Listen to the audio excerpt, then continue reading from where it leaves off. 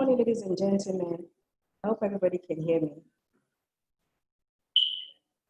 Great.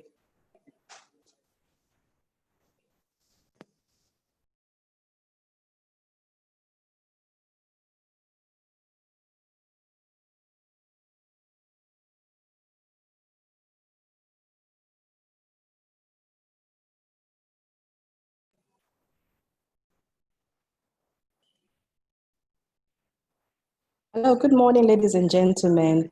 Thank you very much for taking time out from your very busy schedule to join us this morning. My name is Adefisayo Akinsanya. I'm the Acting Head of Marketing Communications, Accion Microfinance Bank. I would like to warmly welcome us to our two-day virtual series, today being day one. Tomorrow, Thursday, 30th, has been declared public holiday by the federal government of Nigeria. However, we would still hold our second session tomorrow as scheduled. It would start by 11 a.m. and we will close by 1 p.m. We would like to crave your indulgence to please join us for the session tomorrow just for 2 hours.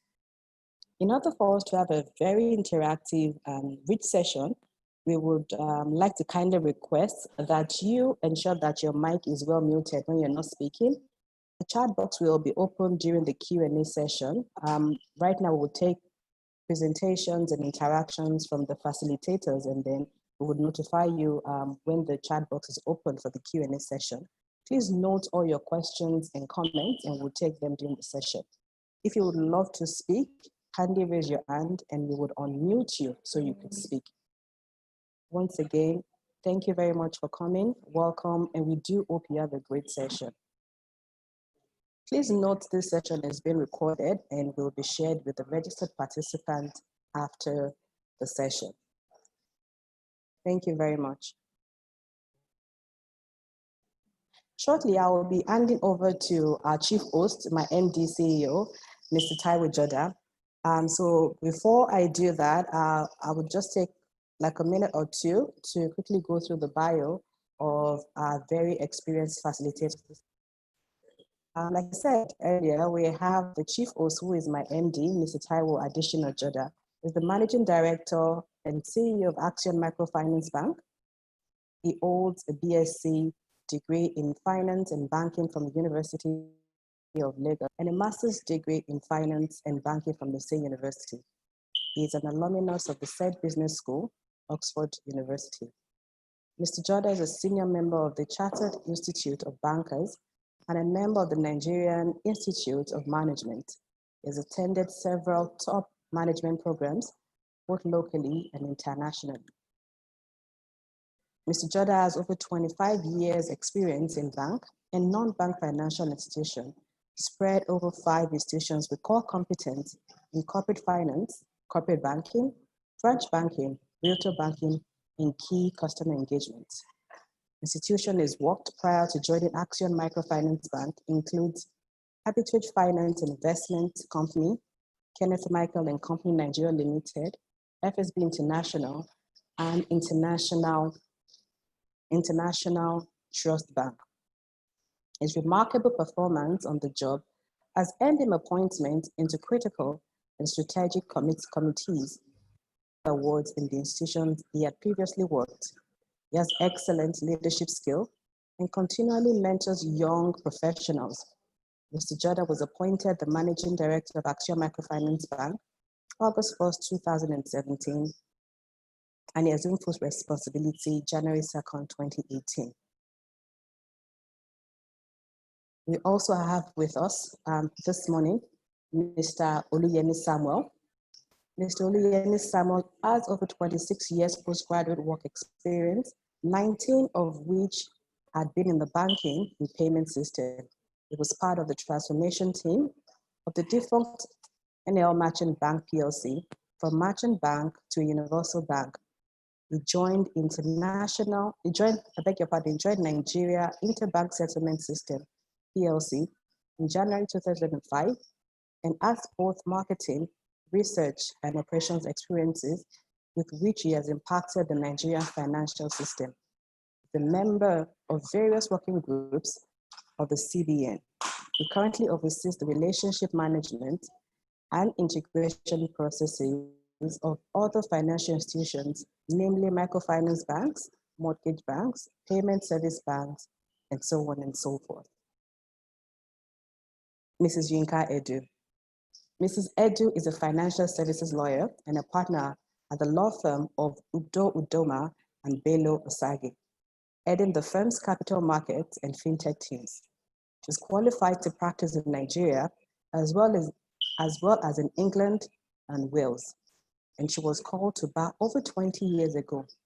Prior to working at Udo and Belo Osagie, she worked at the international law firm of CMS Cameroon McKenna.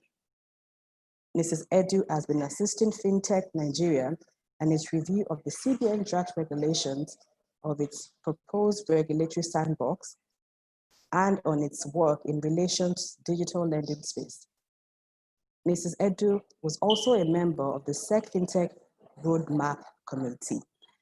So those are our experienced subject matter experts that would be speaking today.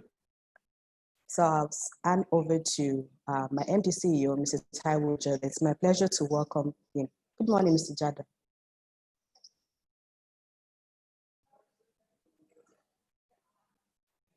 Hello, Mr. Joda, can you hear me?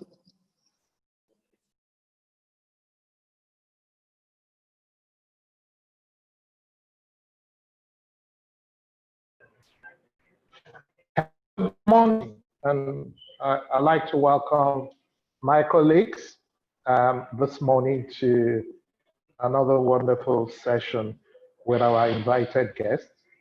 I'd like to recognize the chairperson of the National Association of Microfinance Bank, Mrs. Mojisola Gaba. You're welcome. Good morning, and my other colleagues from across Nigeria. Today we'll be discussing the implication of global standing instruction, GSI, and the Sandbox Policies for microfinance. And tomorrow, by the special grace of God, we will focus on force majeure stamp duties. And I'm sure there are a lot of issues for consideration. It is my pleasure to host our distinguished panelists today. Mr. Oluyemi, Head Emerging Markets and Other Financial Institutions of NIBSS, and Mrs. Edu, Partner Udo Udoma Belo Osagie. They have been so gracious to join us.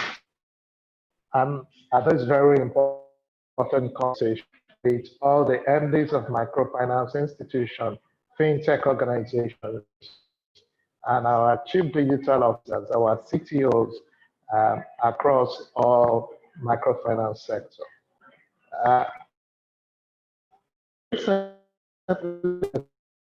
Central Nigeria introduced the global standard, introduced by a circular dated July 13, 2020, issued to all banks and other financial institutions. So we're going to discuss how this affects us, our readiness, cost implication, and how do we integrate into the GSI, and a lot more questions. You will agree with me that coming out with a circular on the 13th of July and expecting it to start working on the 1st of August is quite a tall order for the over 900 microfinance banks that we have across the nation. So we're going to see the feasibility of and our readiness to be able to operate in this with the GSI. We'll also be discussing the sandbox. What is a sandbox? Why sandbox? The earliest recollection I have of a sandbox is where children play in, a box that is filled with sand that children play in. But now it's had its terminology in technology and interestingly in financial technology. So why sandbox? What opportunities and threats does it portend for us as microfinance institutions? What do we have to get? Are there ethical issues? Are there corporate governance issues around sandbox? What are the things that are there? So without taking time, I'd like to quickly dive right in. I'd like to welcome our very amiable gentleman, Mr. Oluyemi Samuel, who is representing Nigeria Interbanks Settlement Scheme, to please kick the ball rolling. And he will be talking to us for about 15 minutes on what we should know about the global standing instruction. Mr. Oluyemi, you're kindly welcome. And I'd like you to just please unmute him and let him take the stand. Thank you, Mr. Oluyemi.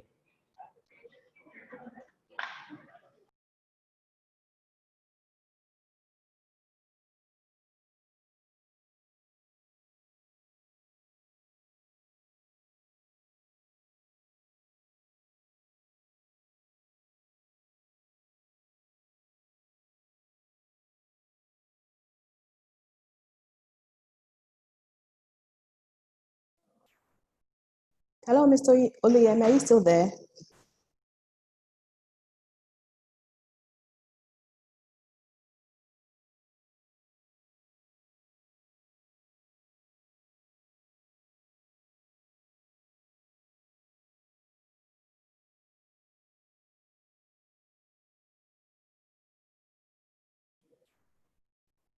Hello, Mr. Oluyemi.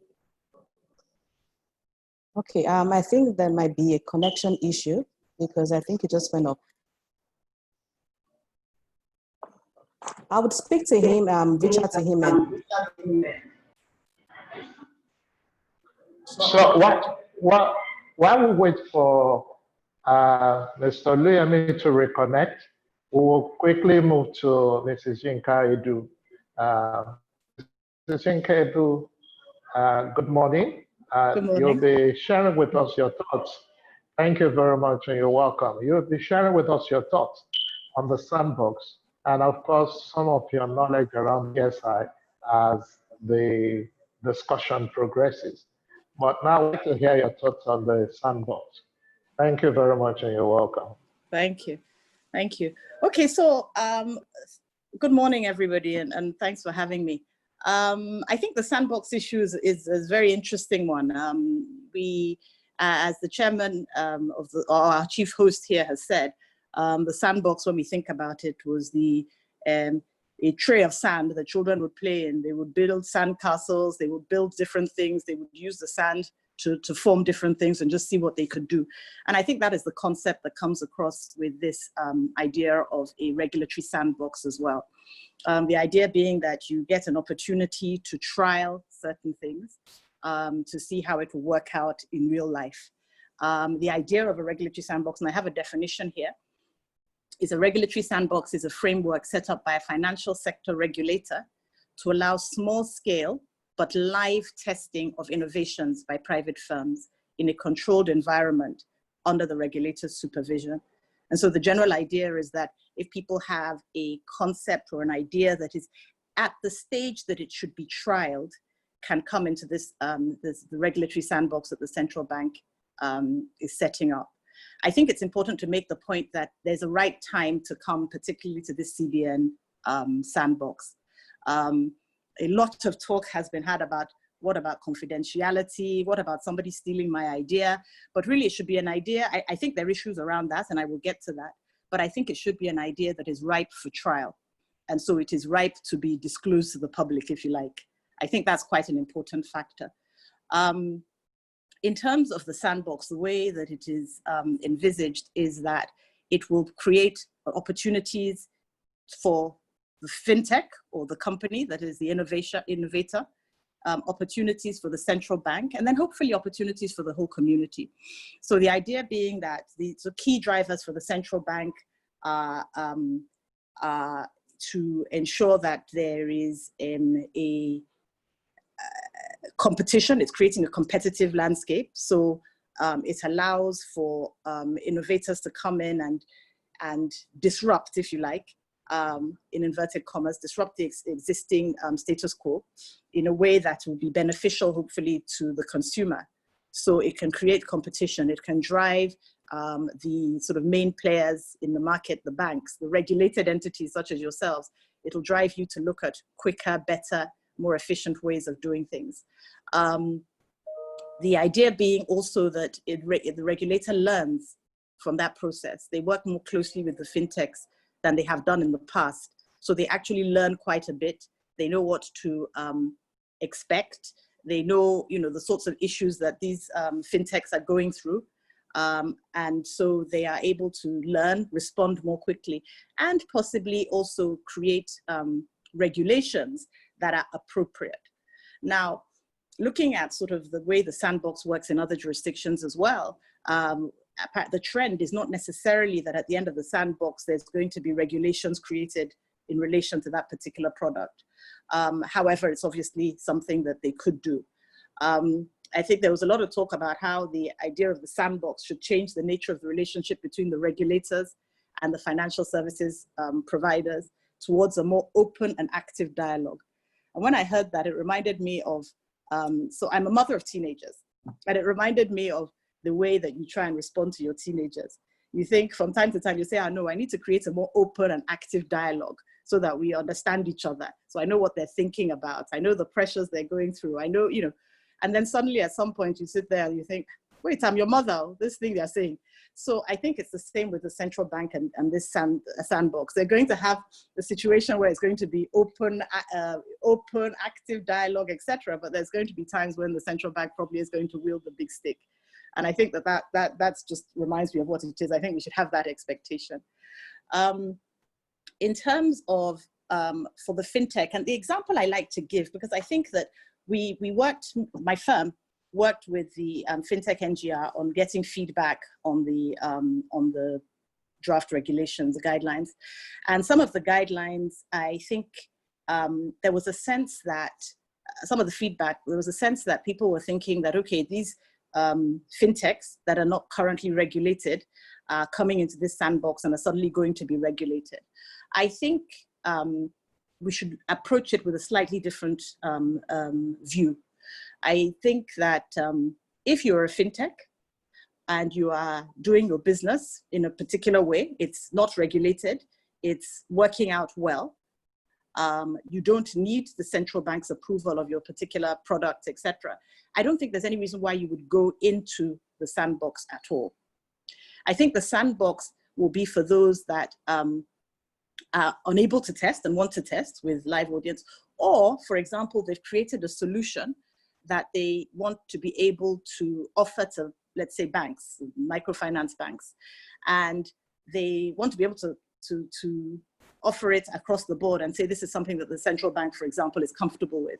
So you would take that concept into the sandbox. The central bank would look at it, they'd get comfortable with it, and then you can go to all the banks and say, look, this is something you're not going to need to get specific CBN approval in order to be able to offer this particular product.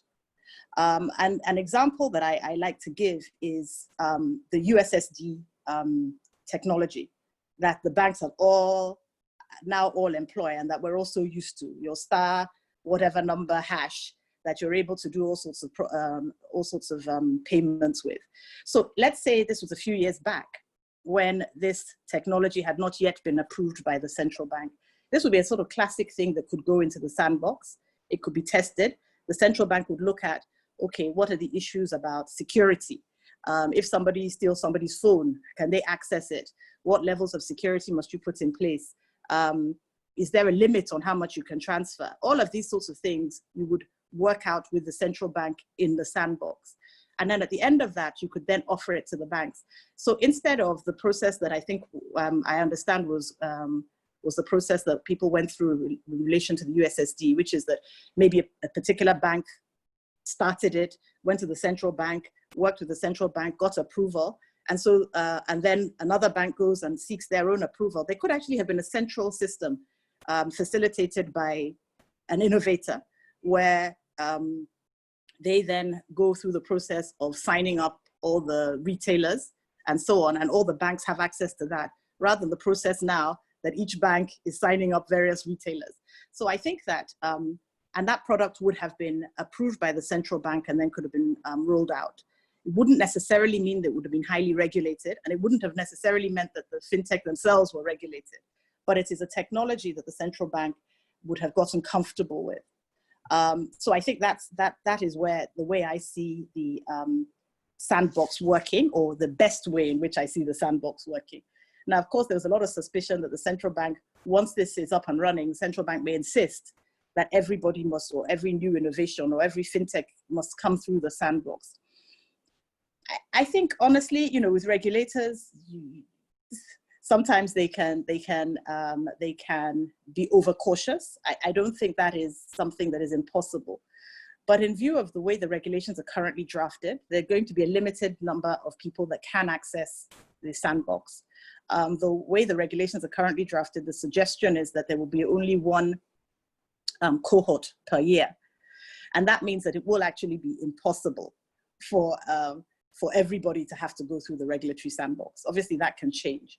But I think that it's going to be something that people should actually, if there's a business case for it, should actually want to go into the sandbox.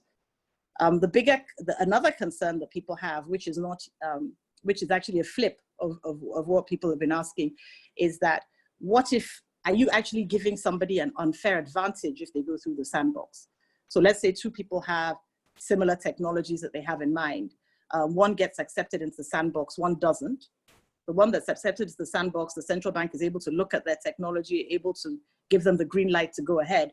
The other one, which may be just as good, may not have had that opportunity because they were not able to get into the sandbox.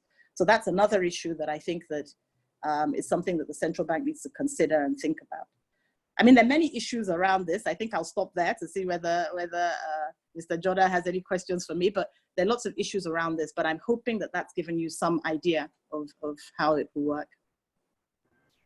Yes, thank you very much, Mrs. Edu. Fantastic overview of what the sandbox is. I love the analogy of you being a parent to teenagers and then telling them that, okay, let's have an open chat, and then you remind them later that you're their mom, so there are places they cannot go. There have been concerns, really, and we'll go into some more questions, but just a quick one before we take the contribution on GSI, is the fact that there's been concerns about a lot of fintech organizations on their proprietary rights and confidentiality, especially when they come into the sandbox and present products that they intend to roll into the market to the Central Bank of Nigeria. And they want to be careful that even though the Central Bank of Nigeria is the regulator, but those documents are not going to be given to third parties who will also replicate the same kind of product. So there is that apprehension, there is that fear. And then the quick second question I'm going to ask is, the best example I can give is like when you import drugs into Nigeria and you have NAFDAC number, and they said that you can only patronize drugs that have NAFDAC number.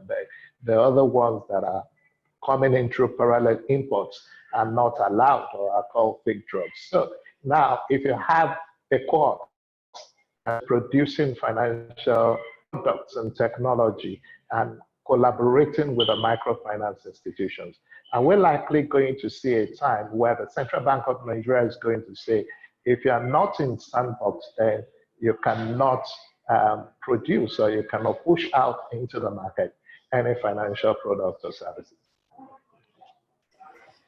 Thank you. I think that the proprietary information issue is a big issue.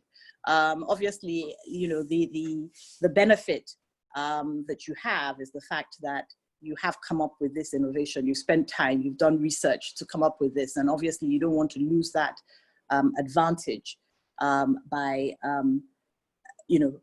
having leaks. I think and that's why I made a point at the beginning as well, that you really have to think about the right stage to go into the central bank sandbox. I believe there are other sandboxes. There's a GSI sandbox. I think NIBSS might be involved with that and so on.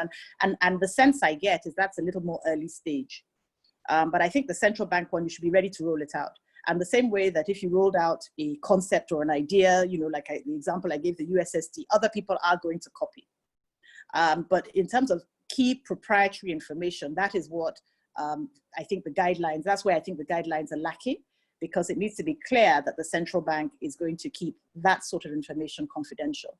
Now, they're trying to build a competitive market, so I don't think they're going to say that they're actively going to block other people coming up with other ideas. So there's that aspect of it. But I think that your sort of confidential, your coding, your, everything that is confidential about it, I think that there has to be some guarantees or undertakings by the central bank that none of that will be disclosed to other parties. Then in relation to your second question, which was about, and I've lost what it was about. What was your second question, Mr. Joda? The second part of your question. Yes, the second part of it is actually what you touched on, which is the fact that I hope it's not going to look like you have to be in the sandbox before you can service the financial institutions. Yeah. I think you stepped on that, but you touched on that. But what is in the sandbox for microfinance banks? Why the sandbox? Should we really loosely, as microfinance institution, over the sandbox? I mean, what is the advantages for us? I think honestly it depends. So it depends on how the microfinance, each microfinance bank, it depends on their approach to innovation and to technology. And I think we see that even with the sort of commercial banks. Some are trying to compete with the fintechs. They're creating their own parallel platforms and doing specific, they're operating almost like a fintech. Some are thinking, let me use the fintechs as partners. Let them, it'll take a lot more time, for example, for a financial institution to do the research, and there's a lot of cost, etc., into developing a particular solution, which in fact another a fintech could do, and then you could work with them on that. You can white label products, so they can come up with a product, and then you can put your brand name on it and roll it out to your customers. It's helpful for them because they then get customers on their platform. You can there's so many ways in which you can work together with the fintechs. The fintechs that are driving financial inclusion, they can go out and do all the sort of knocking on doors, etc., to provide a platform that provides access to the microfinance banks. So I think that there are a lot of ways you can work with them, and with that in mind, you could therefore, if a fintech, if somebody pitches a solution to you and you quite like it, but you have concerns, or you think, if I'm going to do this, I'm actually going to have to go to the central bank to say, central bank, am I allowed to deploy this particular technology? Then you can then encourage that particular fintech to go into the sandbox, get that approval. Once you have that approval, I'm able to work with you. It means I don't have to then go and get specific CBN approval for this product and try and explain it and understand it. So I think that it is, if you yourselves have the sort of are designing products internally, then maybe you will put that product in the sandbox. But the way I see it probably working more is in relation to the partnerships that you have with fintechs.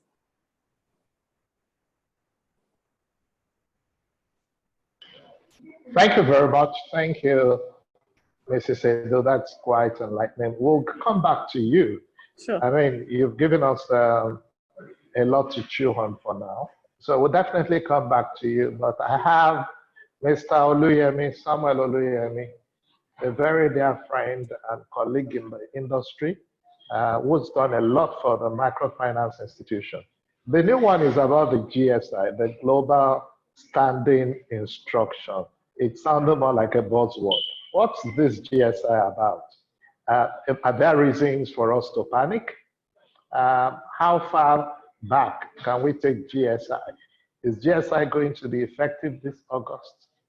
Are there going to be issues that will make it move to some other months other than August? What is your assessment of the readiness of microfinance banks to the GSI initiative? You're welcome, Mr. Oluyemi. He needs to be unmuted.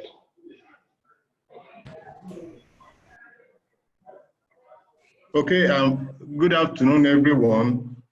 And apologies for the earlier electronic hitch. And I think it's better for me. At least I could hear Mrs. Edu speaking before me, and I think it's better. Quite honestly, I was confused, and I hope Mrs. Edu would not feel bad that I'm going into the terrain of what she had initially discussed. Because when I saw the topic on implication of global standing instructions and sandbox policies for MFBs, I had to work on the two, thinking that Mr. Joda just set a trap for me. But incidentally, it never appeared like that because you are invited as a more professional person in that respect than me. I have my outline here talking about background requirements, basics of sandbox, GSI elements and processes. Then I'll be talking a little about the challenges. And then what I want to remind everybody of are the olden days, and I think Mr. Joda is conversant with this, some of the people that are old in the financial system, where we have this dirty web of connection. Somebody is bringing an idea into the financial system, and you are talking to bank 1 to bank over 100 at that time, before you can introduce it into the market. And now you see a first bank adopting it, and then you are running after all state trust bank of that time to adopt. But now because of, and then at that point in time, we had different products that have equal names, but different implementation. I've seen a place where they said there is funds transfer from here to Maiduguri. And then you think that the money is going into the account of the beneficiary in Maiduguri, not knowing that the person has to go to the branch of that bank in Maiduguri to go and collect that money. Meanwhile, in Lagos, where you are seated, you are thinking that funds transfer and people then the account of the beneficiary. And so the money has to go into the accounts of that beneficiary. And so we cannot talk about some of these ideas we are talking about without remembering why a NIBSS came into existence. In terms of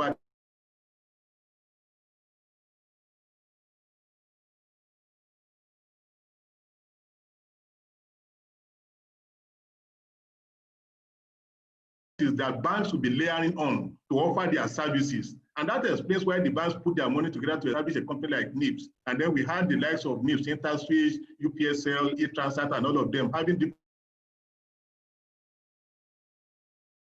investors coming together to say, we want to create services.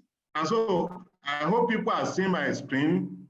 I have a screen that compares both the framework for the regulatory sandbox and the circular, and I'm being emphatic on the issue of exposure draft. What we have as an industry practitioner on June 23rd, 2020, was an exposure draft of the framework for regulatory sandbox operations. Whilst what we have for global standing instructions was a circular and an operations guideline. And there are differences between saying that I have exposure draft and a circular. A circular is to be implemented. An exposure draft is still saying I'm still calling for your ideas on what I need to do. But now, as far as the sandbox is concerned, what do we want to do? Promoting innovation, effective service delivery, healthy competition, financial inclusion, which if you look at other clients, the financial inclusion aspect of the sandbox was just an introduction in Nigeria. Most nations of the world never matched their financial inclusion with a sandbox platform. But now, and a lot of us have heard about hackathons, idea incubator, and all those coming up.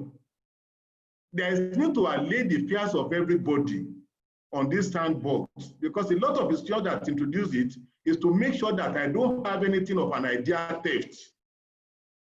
I know I'm taking your idea. I want to develop it into something of an industry-wide adoption. I need to define standards around it. I need to reduce the dirty web of connections. I need to address the issues of infrastructural constraints. I need to reduce the cost of your integration to certain services that will be beneficial to your operations. That is the essence of coming up with a sandbox. We are playing with it, even though we are playing with sand on the ground, but the idea is we want to bring something better, something that will be adopted by more stakeholders than the person that is bringing up the idea. And then by the time you go to the global standing instruction, you are saying, what do we want to do? We want to facilitate improved credit repayment. We want to reduce the incidences of non-performing loans. And we want to put on watch list people that have become perpetual defaulters. But then the question now remains, who issues the two guidelines that we are talking about here now? The framework for regulatory sandbox operations was issued by Payment System Management Department. But by the time you look at who issues, there is still a co-signatory of the Financial Policy and Regulations Department of the CBN, meaning that those two departments within CBN are working together on this. But now, the GSI was issued principally by the Financial Policy and Regulations Department. Then who regulates the MFBs? That has to come into our discussion. All these two departments that are talking, they are more of like armchair philosophers that says this is what the microfinance bank needs. And so where is the place of the OFID in this entire discussion? I think somebody has to bring them into the picture and into a discussion with these two departments who have issued guidelines and regulations to practitioners, who has to relate to the ordinary man on the street. And so I'm bringing that clearly, that we need to hear the opinion of the OFID, other financial institutions department of the central bank on this. And then the sandbox is targeting DMBs, MMOs, PSSPs. It was clear, it makes it clear. Was there any mention of OFIs or MFBs or mortgage banks clearly in this? No, because what we are looking at is idea incubation. But does it mean that the idea incubation will only be done by the fintechs? No. There are a lot of institutions, a lot of microfinance banks that have equally developed products and services that qualifies to be under a sandbox.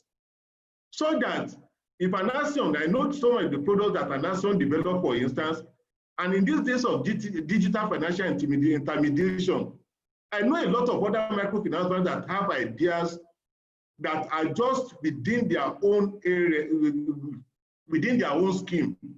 And if we are talking about non-exclusivity in the financial system, should we still continue to allow people to develop silos of products and services that will either make or mar the entire system? No, we need to be able to bring into the fulcrum of the sandbox ideas that are being developed in silos into a central point, which I think that is the essence of the sandbox.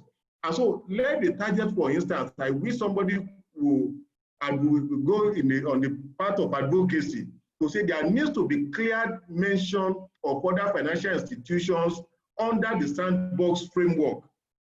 And then for the GSI, we are saying the targets are all banks and OFIs.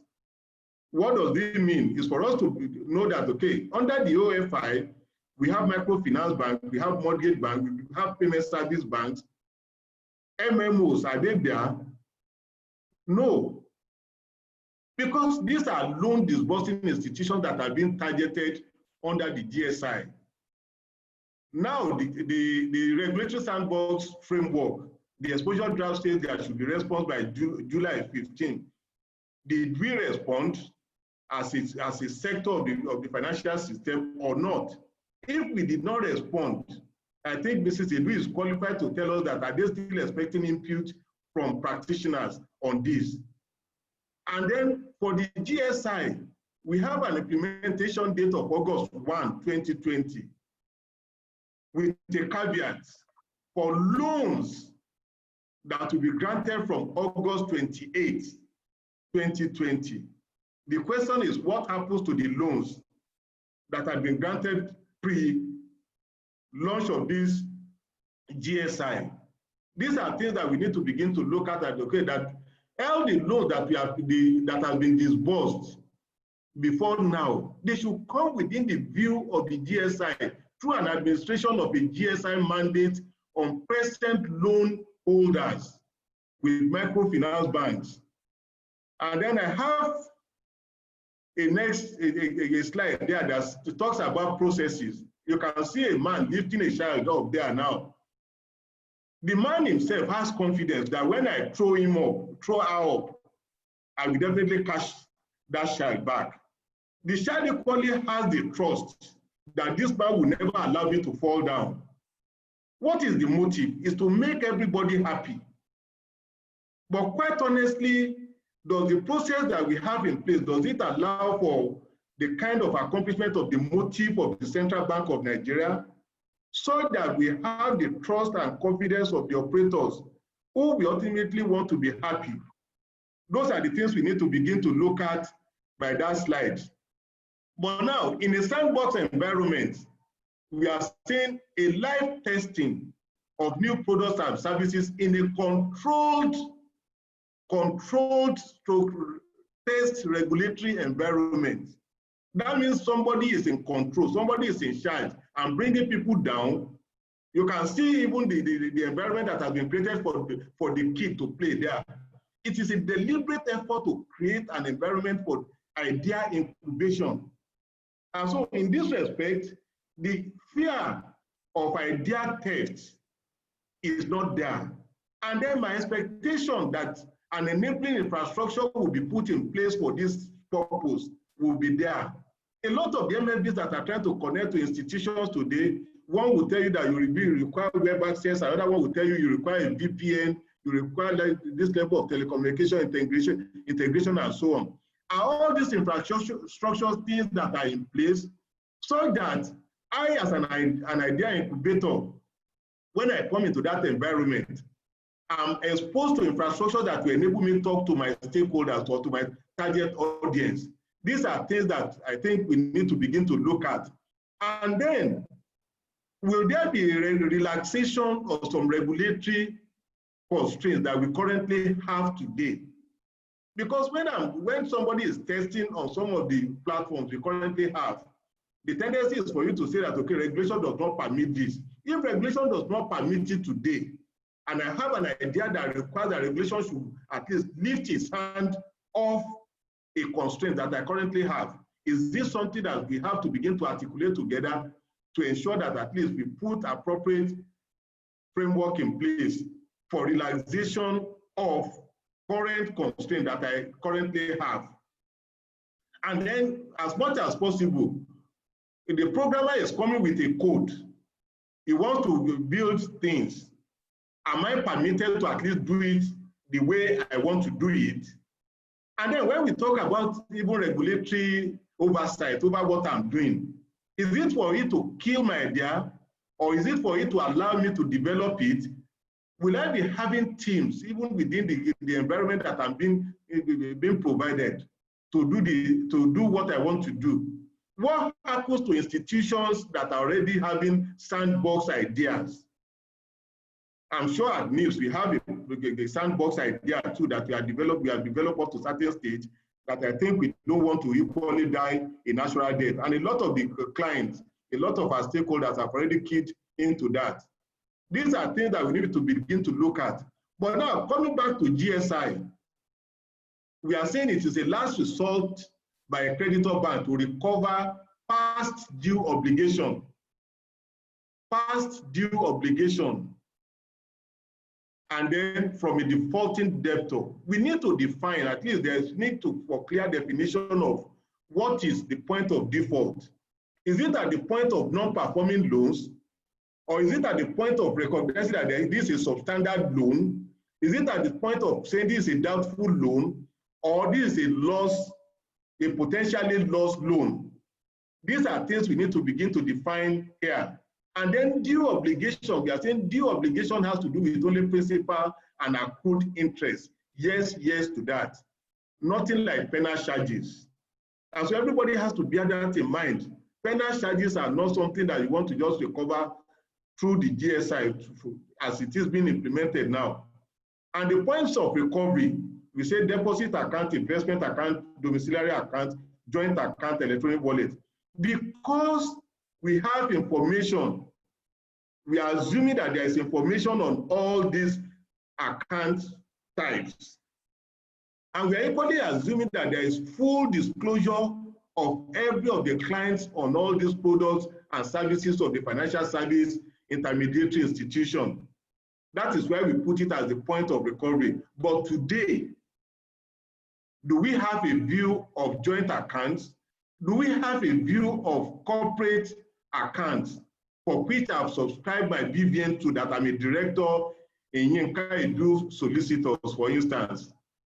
Will it be added to what will be declared as part of where I hold my account? Yes, that is the response to that. But now, coming to even the processes, we are now saying at the point of even saying you are going into a relationship with a person to loan advances, you do a proper KYC, BVN and account details validation. The BVN validation service is there for you to do today. Is it something that is offering the required turnaround time that you want, what you are exposed to as microfinance bank? Is it offering you the required turnaround time for you to be able to service your customers? The GSI mandate execution form, we said there's going to be a GSI mandate form. The GSI mandate form is clear from the regulation that it can be physical and electronic. If it is warehouse in NIBSS, you will not be coming to NIBSS to come and check files. You will be accessing the service electronically. And so it's important for everyone to know that it is not a physical, it is not a manual process. And then there is need for a full disclosure of information. By who? By the individual that is assessing your loans. What if but now if I give you a form today, and my form did not say I should disclose where I hold my account in the banking industry, and the GSI process requires that I should have information about that, we need to bend backward and go and redesign the form that we use to get information from our clients. And then I can only have comfort in granting you the loan when I've validated the information you supplied to me. What channels do we have at Microfinance Bank to validate information that has been supplied by our clients? And so I haven't granted the loan. That means you, the MFB, and the customer have agreed on the logic of debit. Meaning that, okay, maybe I've signed a mandate form with you that says that, okay, go and debit my account in the bank on so date, or I will be paying into your account, I will be transferring into your account, I will be issuing check, or I've issued a post-dated check. But now, if a check that I issued for the next 6 months bounces, who is to tell me that, okay, the record is that this thing is not straight through like I've proposed it? The first instances in which you tell people to debit an account of an individual, you get there in the morning, there's no money in the account. In the evening, there's money there. And so, but now, the moment there is a default, at the point of agreement of the logic of debit, you are supposed as an institution to feed it into a CRMS, Credit Risk Management System of the Central Bank of Nigeria. How many of the MFBs are connected to that CRMS today? What are the processes? What are the requirements for integrating to the CRMS? We need to begin to ask questions from the Central Bank of Nigeria for a communication of this to everyone. If there's a loan default, I need to feed it back into that CRMS too, that there's a loan default. And then the moment we now see that there's a loan default now, observation, then you need to get back to the borrower. You have defaulted in paying through direct debit, for instance. Are you going to do transfer to me? Are you going to issue a check and so on? It is when there is a default to the extent that I'm not paying on the terms of the loan, terms of the offer letter. That is what the TOOL, T small o, capital O and L mean. Terms of the offer letter. It's only when I'm defaulting on the terms of the offer letter that you are coming to me to now say that, because I can tell you that if I don't pay by direct debit, I can pay by transfer to you, I can pay by check. When those ones now fails, I need to engage you as an individual. That is where the blue icon stays there. I need to engage you to tell you that, okay, there's a default. Where there is no agreement between us, that is where money comes for the Yinka Edu solicitors there now, to say that there should be some level of arbitration. But now, when the level of arbitration now succeeds, he can decide that I'm going to repay. If he says I'm not going to repay, then we resort to the GSI for the recovery of our money, of the funds. And then what that implies is that the ultimate goal is for us to make everybody happy. And the question I've equally been asking is the issue of regulation and sandbox environment, even the GSI environment. Who regulates MFBs? Who issues these regulations, the framework, and the guidelines? We need to begin to look at who regulates us? What level of handshake should we have with them? The CRMS platform, this is an electronic platform at CBN, which requires appropriate integration with participating financial institutions. PFIs, they are says participating financial institutions. What level of integration do we have there? We have BVN validation and account validation now as a prerequisite for GSI. This is an electronic platform. How many of the PFI, participating financial institutions, even MFBs, are integrated to be able to do appropriate BVN validation and account detail validation? This GSI mandate agreement, I've mentioned that, is not, even if you collect it physically, you must load it onto a platform, just like to do a reference from your customer, and the references are loaded on the e-reference platform of CBN. Now, there's a requirement for us to have an industry current account database of all microfinance banks with NIBSS, just like we have it for the banks. When are we going to comply with this? How easy is it for us to comply with this? Are we all NUBAN compliant? I hope somebody did not just go somewhere and just generate a so-called NUBAN without recognition of the algorithm that CBN has issued on this. And then we now come to the issue of ICAR tagging with correct BVN. It's not just enough for me to say I have an account detail information in my institution. Is it tagged across all the banks in Nigeria so that when I key the BVN into the system, I can bring both accounts in a deposit money bank, in a microfinance bank, in a mortgage bank, and I can bring issues of the wallet that this person is holding, for instance, with an OP onto the platform. Connectivity to the Nigerian Central Street, that is a prerequisite.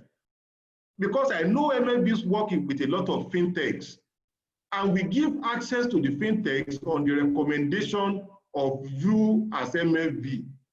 How many of those fintechs that we are talking to today have the capability to connect to the central switch as required by regulation? And even if they are connected, what level of view do they give a microfinance bank? There's expectation too that they need to do a balance inquiry. If an individual indicates today that I'm defaulting with Accion Microfinance and my money is with a Lapo Microfinance, for instance, can I view the balances of that person in Lapo Microfinance Bank? These are requirements for the GSI to make a success. Let's not just be assuming that we are going to be debiting the account of a universal bank or a merchant bank. If the money is equally warehoused in a fellow microfinance bank, I want to be able to access that money from a microfinance bank too. A finance house, can I take the money from a finance house? These are things we need to begin to look at in the implementation of this process, because I think from the people I've been speaking to, a lot of people just feel I'm taking the money from a deposit money bank, which is the universal bank. No, it is both from the universal bank and the microfinance banks, and I should be able to debit those institutions. Report and returns rendition, CBN expect that to be done. How technology savvy are we as MFBs to be able to do the returns electronically?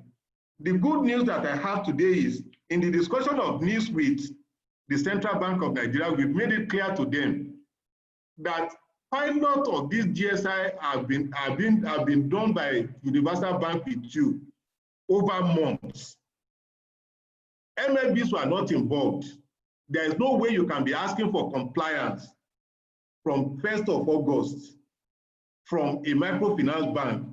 But you know, if CBN has not issued a contrary circular, you cannot say you are not complying, because there are penalties that are already spelled out in the operations guidelines that have been released. Will somebody be kind enough, maybe at now the National Association of Microfinance Bank level, to quickly write CBN on the constraints that we are having from ensuring that this takes effect with the microfinance bank by 1st of August. Incidentally, 1st of August has entered into a public holiday now.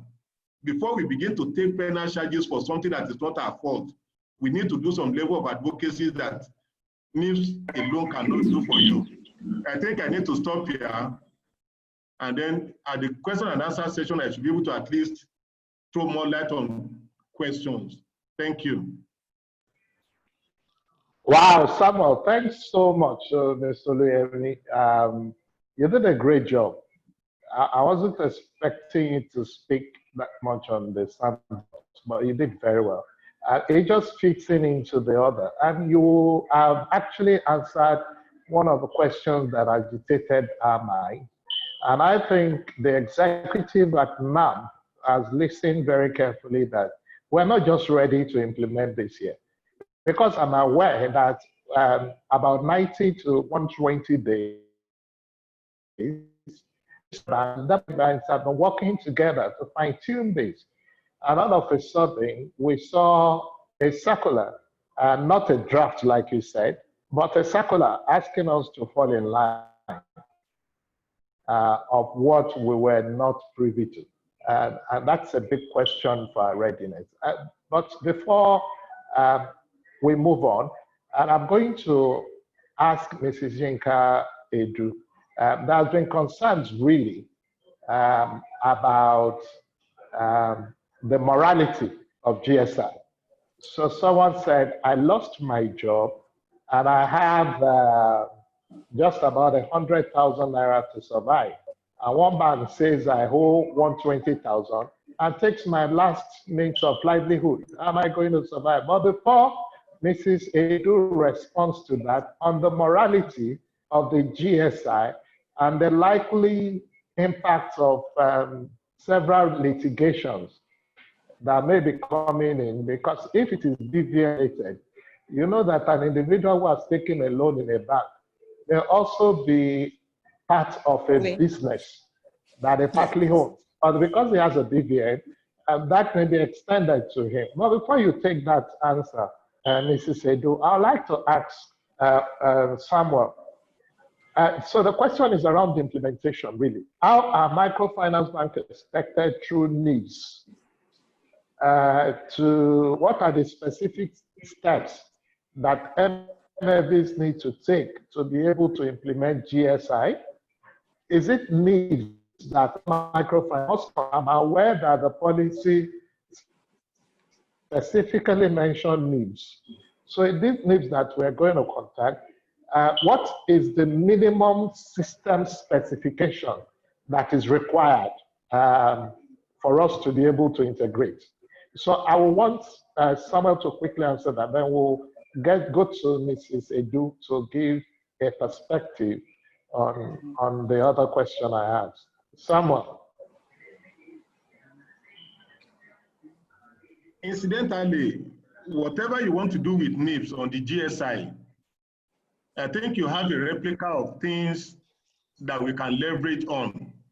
Most of the MFBs are on the electronic reference management system of NIBSS. That is the document manager.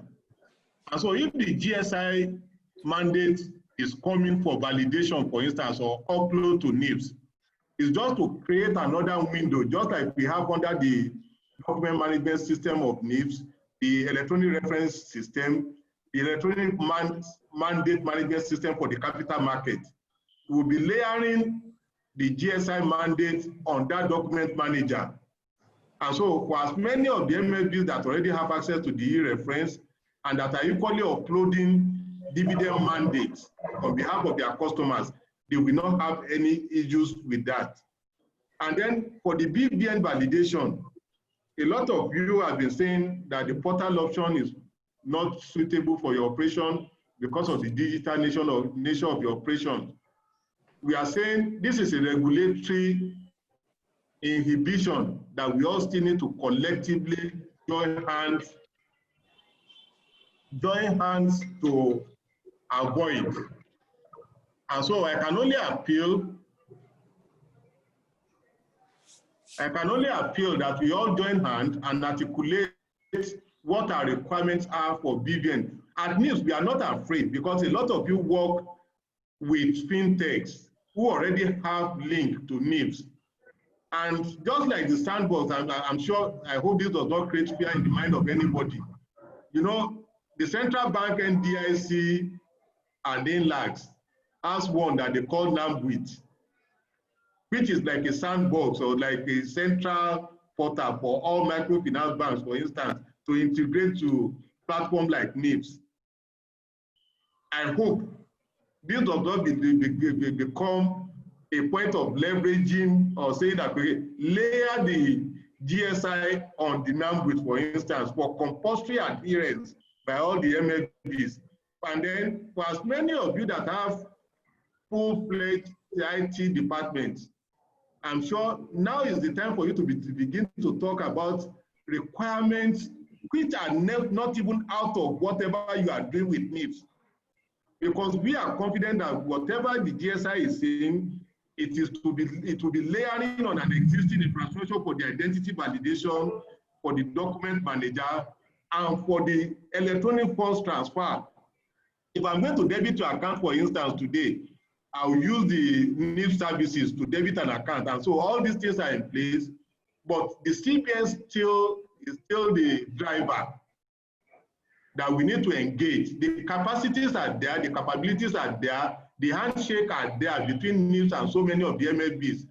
It's just layering existing services when CBN says move, expose it to the MFBs, and then I'm sure in a timely manner, we'll be able to do whatever needs to be done.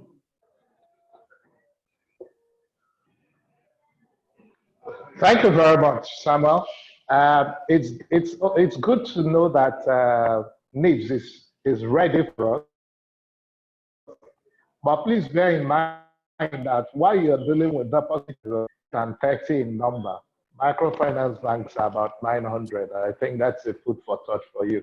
Mrs. Edu, do you want to respond to the issue of litigation that may be surrounding GSI and the morality of this?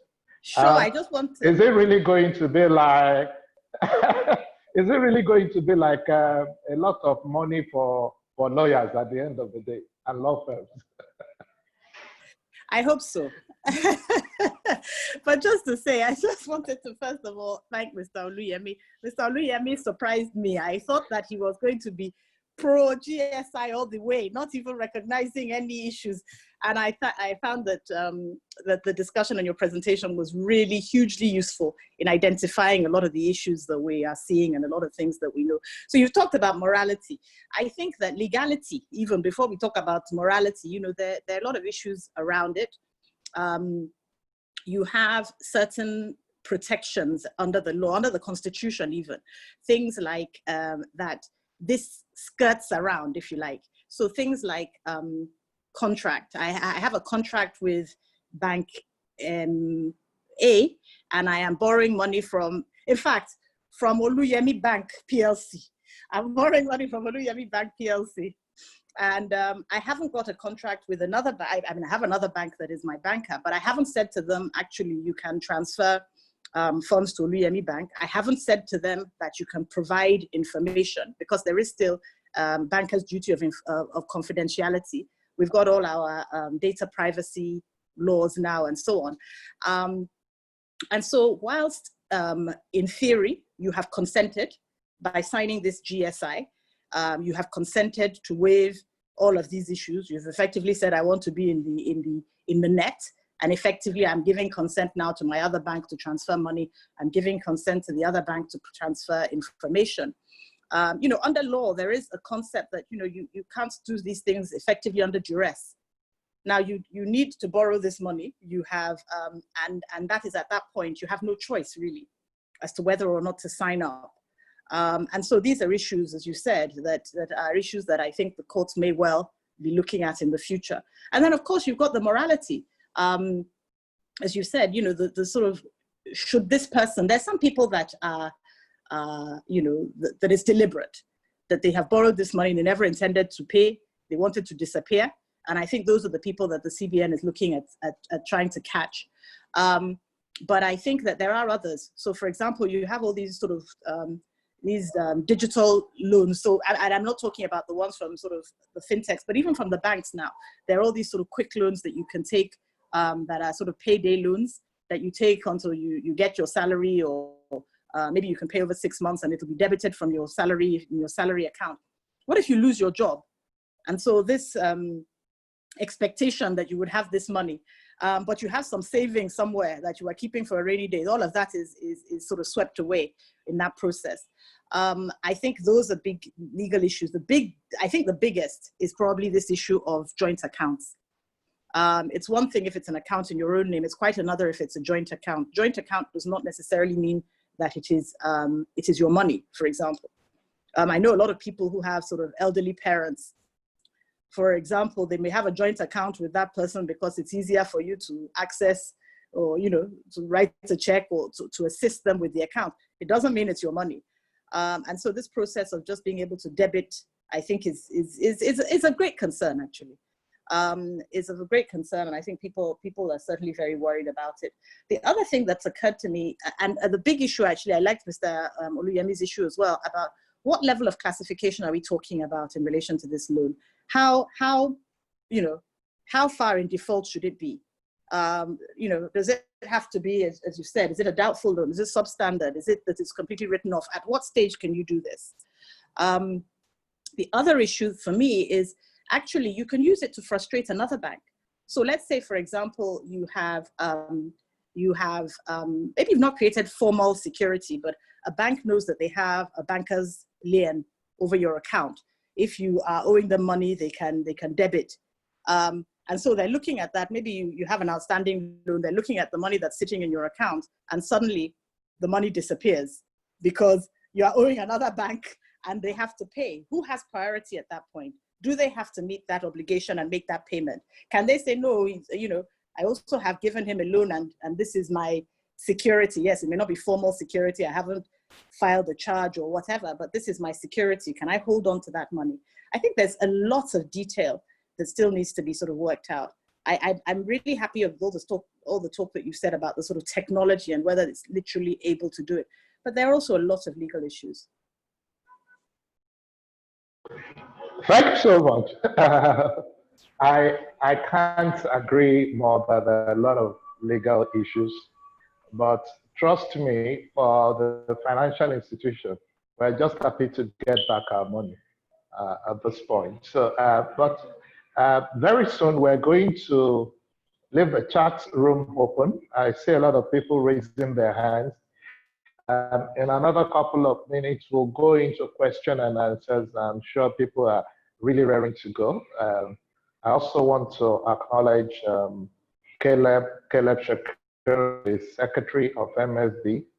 I'm sure he has been taking copious notes about proceedings here. You're welcome.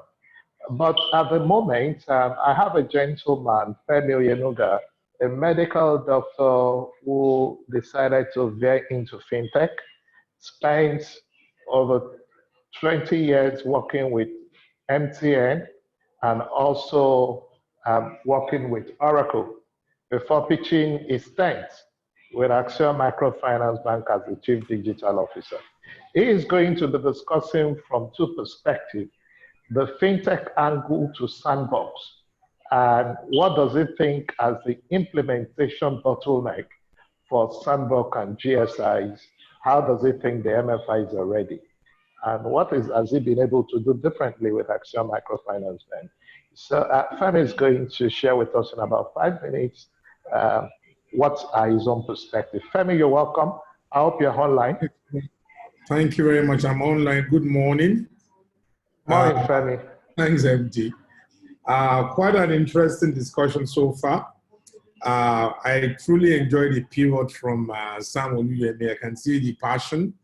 NIBSS are always passionate anyway. And I can see also Ms. Edu nodding her head, anticipating, waiting for checks from a legal perspective as well. Thank you very much. Thanks to the audience. We're quite in interesting times, to be honest with you, because some of these policies that have been released now, they're important for where we found ourselves, most especially in the COVID year, and how we do business going forward. And that imperative is not only telling, but is also quite good for us to take a step back and say, what are we doing that we can do better? How do we learn some of the pitfalls in both policy? I'm happy that Sam says that the Sandbox policy is still at the exposure draft stage. Not sure a lot of us are actually giving back comments before July 15. I don't know if that can be salvaged, but for the GSI one, I think even your exposition on it has created more questions on how we microfinance bank plot into the graph. And then the last layer that you overlaid on it is that we don't want the GSI to be overlaid on a sandbox that it belongs to some people as well. So it's quite interesting. I've been writing notes as well, as the MD has said, when we started this conference, learned a lot. But for me, my own pitch is more on three things, and I'm going to share my slide now. If I can share my slide, it's based on three things. The first one is the need for us to be customer-centric as we go ahead in 2020 and above and beyond. The need for us to be, because it helps us connect to both customers from a financial inclusion and also customers that are really financially. Sorry, Femi. Yes, Femi, please. you now have a sharing right, so you can go ahead and share. Thank you. Okay. 1 second, I'm just trying to share my screen. Okay. Can you see my screen? I'm sharing the screen now. I think I've done that. Not yet. Not yet, okay.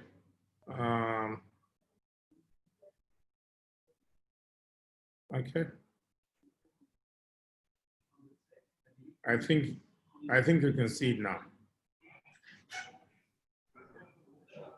Yeah, I've shared. Well, I guess it's still coming on. Yeah. Okay, So, let me just continue. It's not yet here. Okay.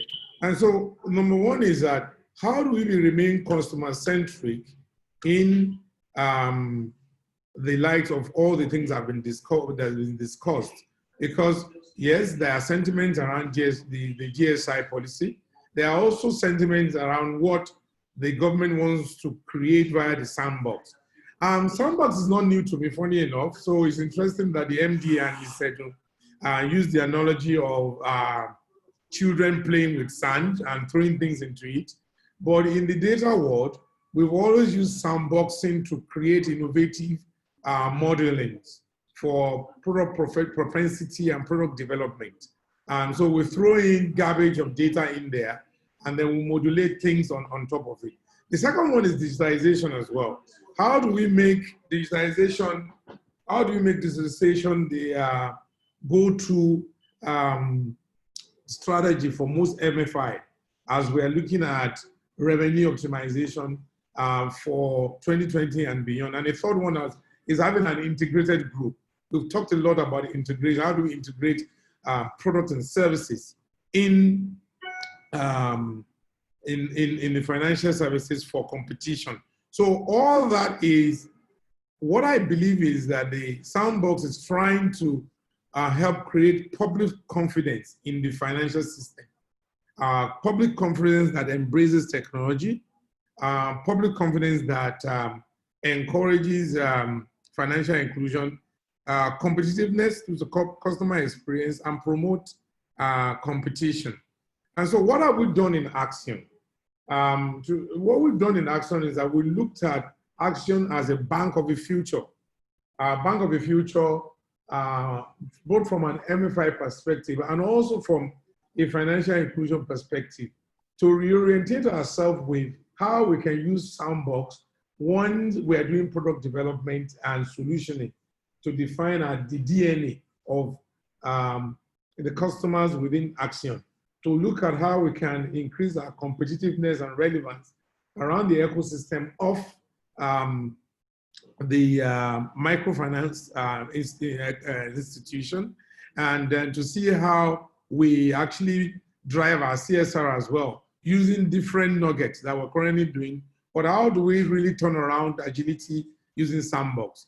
To simplify digitization, easy go-to-market products and services, convert what we're currently having as business as usual into digital, but also seeing how Sandbox can help us throw that into more optimization. To collaborate with fintechs, and I do echo what Ms. Edu said about cohort. I think when you look at the policy now, the policy makes a reference of 30 days, which is quite interesting. 30 days to apply, and then it will take another maybe 30 days before you get an LOA, a letter of authorization, and then before you now move to a letter of approval, approval in principle. For me, that's an issue that needs to be fleshed out, because in this world of digitization, you know, it's a quick, passionate, fast, accelerated pace that we need to operate. So when you're even walking around a 60-day horizon, you've already lost 2 months of the year. So how is that product going to be fit for purpose? So collaboration with fintechs who really would do a bit of research, and some MFIs can actually even buy those fintechs or partner with them. And so it's more of collaboration. How does Sandbox helps cloud? We're also looking at that in Accion as well. How we begin to digitize the bank and look at cloud strategy and take that into the Sandbox.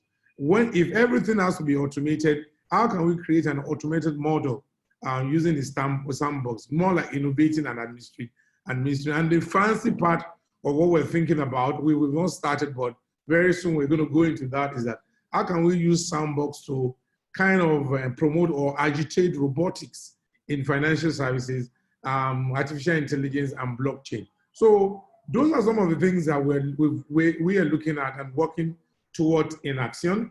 And for me, I know that the regulation even says that if a project has been rejected in the normal product and services application and support that the CBN does at the moment, you cannot take that project into the Sandbox. That, in a way, is also an area of discussion that we can flesh out, because sometimes project goes through via several iterations before you actually, product or services might go through via iterations before you actually get what works better for you. So if you rejected it and you say you cannot take it back into Sandbox, that area seems a bit very gray. And lastly, as a roundup, I think the question that the MD has asked is quite telling, and quite important. And I'm happy at the answer that Mrs. Edu gave, the saying that you have to be in it to win it. You have to be in it to be part of it. You have to know what works for you. So strategically, I think for most MFIs, we in Accion, what we've done is that we look at our strategy, look at where we're going, where we want to be, how we want to change the ecosystem by positively affecting it. And we think being part, you know, in the Sandbox journey works for us anyway. But there's a lot of other things to consider.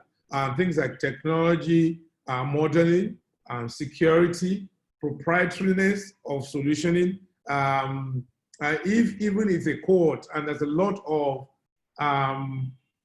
SPVs in the cohort, how do you then begin to decouple differences when there's an issue with such products and services? So a lot of gambit, a lot of things to chew on, but it's been a fantastic pivot and point of view. And I think I'll stop here for question and answer to come in. Thank you very much. Thank you, Femi. That was great. And I think we're getting close to where the chat box should be open by now, so that we can have the questions. I also have quite a number of people raising up their hands. And as we identify them, we will unmute them. This is going to be very interactive. I'm glad at the momentum that this has created. I noticed my vice chairman is on, and also Mr. Pratik Srivastava, one of our directors, non-executive directors, and the vice chairman of our board, Dr. Shegwaino. You're all cordially invited. We're so glad for the support you're giving to us. In time past, we've had my colleagues from other microfinance banks coming into Accion and said, we'd like to sit down with you for a day or two, or even 1 week, We've had instances where people come 1 week with us. So just understand that risk management and our digital inclinations and initiatives. So this is the collaboration we pitch in the market. This is the hands of fellowship we extend, because like we said, we're not building Accion to just be a champion.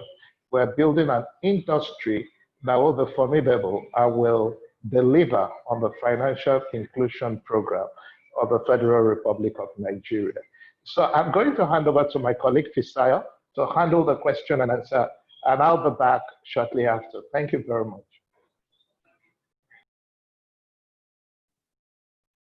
Thank you very much, MD. So we have Tolulokpe Okpayinka's hand raised. I would unmute Tolulokpe right now. The chat box is also opened. Please drop your questions, comments, and interaction. Thank you.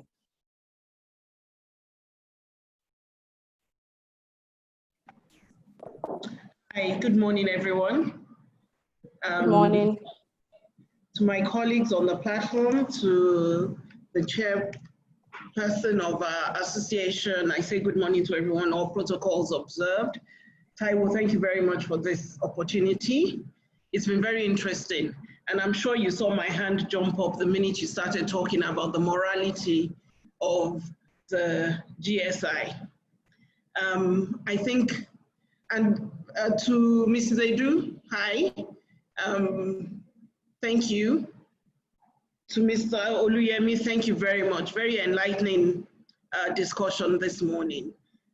A lot of things that one may not have considered, but a lot of it that we had considered.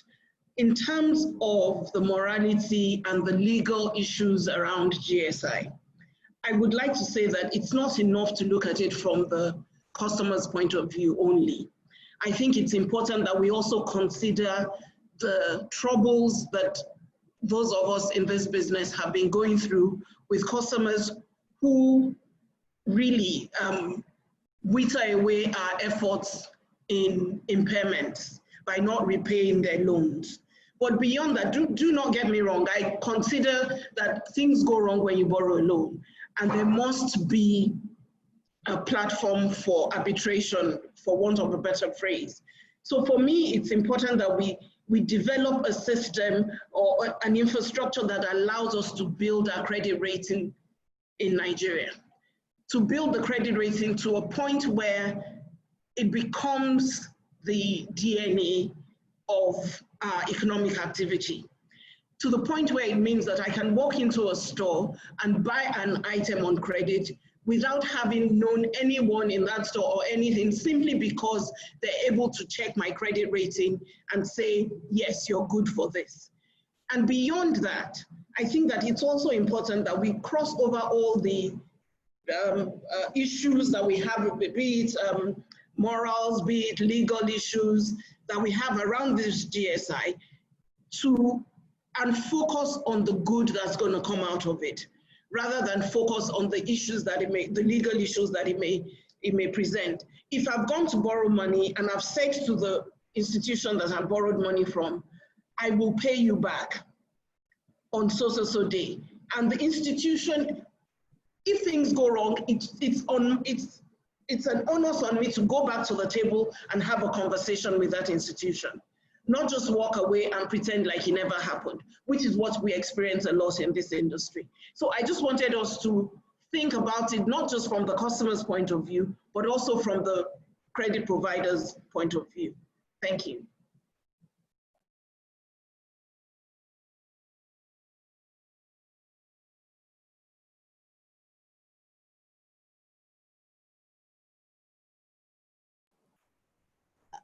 Fisayo, you're on mute. Thank you very much. Thank you, Mrs. Edu. Thank you, Mrs. Tolulokpe. I would go ahead and unmute Kenneth now.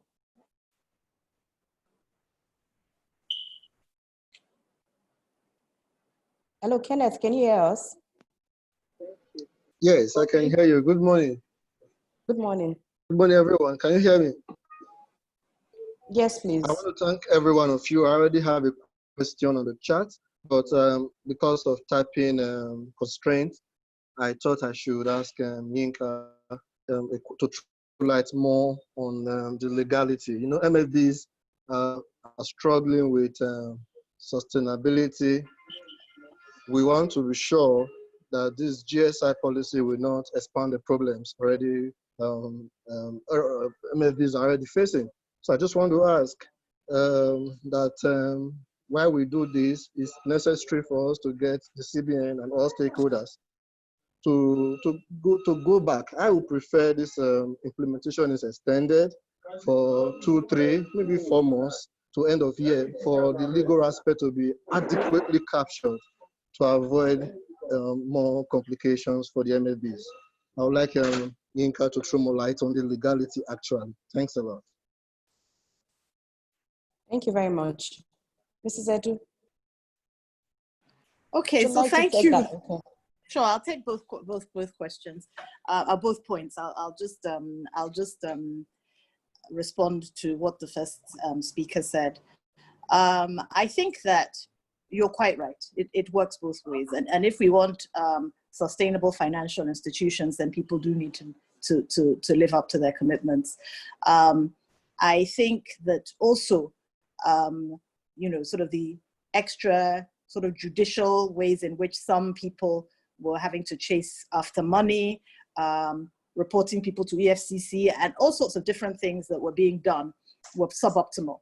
And so I think that this system, at the very least, you know, has that. I just think that there are issues that still need to be ironed out in relation to it. I certainly think there's an issue in relation to joint accounts. I certainly think that's the case.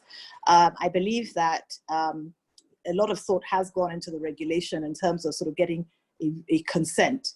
How exactly that consent will work. The regulations say that it's very important that the borrower is aware of the implications of signing up to the GSI.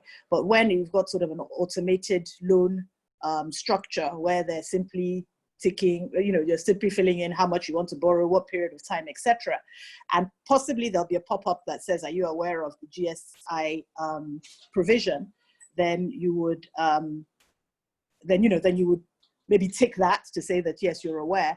But, you know, is that, so far it's been adequate in terms of sort of fintech technology, because that's an ongoing discussion about the fact that often every time you're signing up to something, you're ticking a box. Nobody reads them.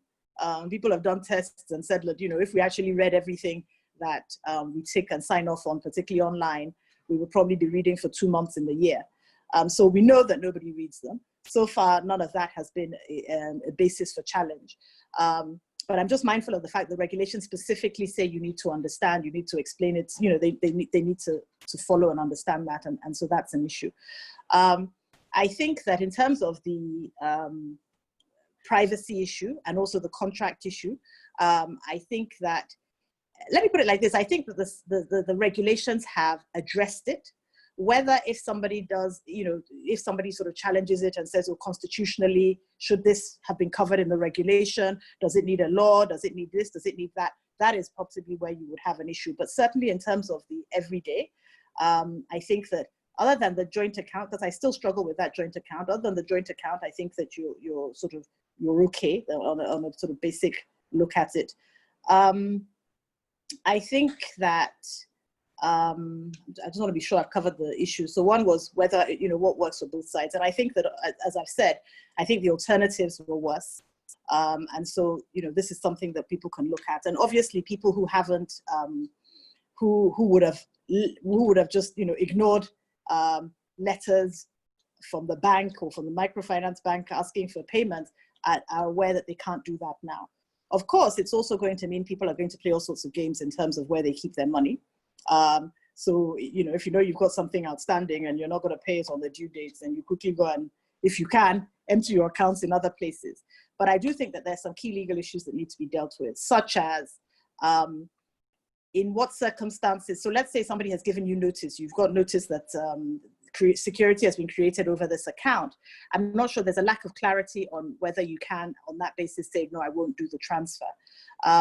Or if you yourselves have, you know, the customer has outstanding money, but maybe it's not due yet, maybe it's due next week. But obviously now you're aware that they're owing other people, they're likely not to be able to pay you. Can you debit your money first before you make that payment? So that issues around sort of priority, who has priority of interest in relation to that money in the account, and so on, that I think do need to be ironed out.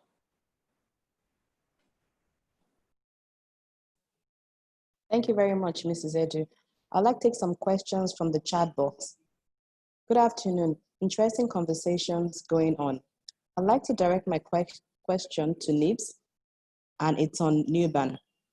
There's a CBN circular on new NUBAN compliance for all OFIs next year on 16-digit NUBAN number. If we integrate to NIBSS now on the 10-digit NUBAN account number, we would have to do that again for the 16-digit NUBAN next year. The cost is scaling, and the change of account numbers in a short time will not sit well with customers. Kindly provide guide or direction. Mr. Oluyemi, that question is for you, please. Yes, I've read all the questions on the chat box, and I think it's better to just respond to them quickly. Let me start with the issue that had already been addressed on the issue of morality on loans, disbursement, and so on. The economics, I studied economics, and I was made to understand that things of financials are amoral. And so if you can borrow, you have a responsibility to pay me. And so let nobody bring issue of morality when it comes to repayment or default. Please, that is not permitted or permissible in the financial system. And again, on the issue of, so raise the issue of credit rating of our clients. And I think that is where the issue of report rendition to the CRMS, an update of the credit bureaus. Don't forget, most of these institutions that grant loans too, like the Universal Bank, have responsibility to update the credit bureaus, so that when I'm coming and you want to do an assessment of me as an individual, you know whether other institutions have been exposed to me or not. And there's something called in accounting, even though I didn't study accounting, first in, first out. There is LIFO, there is FIFO. First in, first out, last in, first out are there in accounting. If I'm going A before B, maybe morality or no morality should come in again to say that the person that is first defaulted, that has notified the system, that has triggered. Don't forget, the institution that is being owed is the one that will trigger the notification of default and notification of recovery on these platforms. Nobody will cry your cry for you. That is the way it operates. And then on the 16-digit NUBAN account number, today what we have is 10 digits, even though I hear that there's a circular from the CBN that says that the 16 digits is effective from January. Do we want to wait till January before we implement?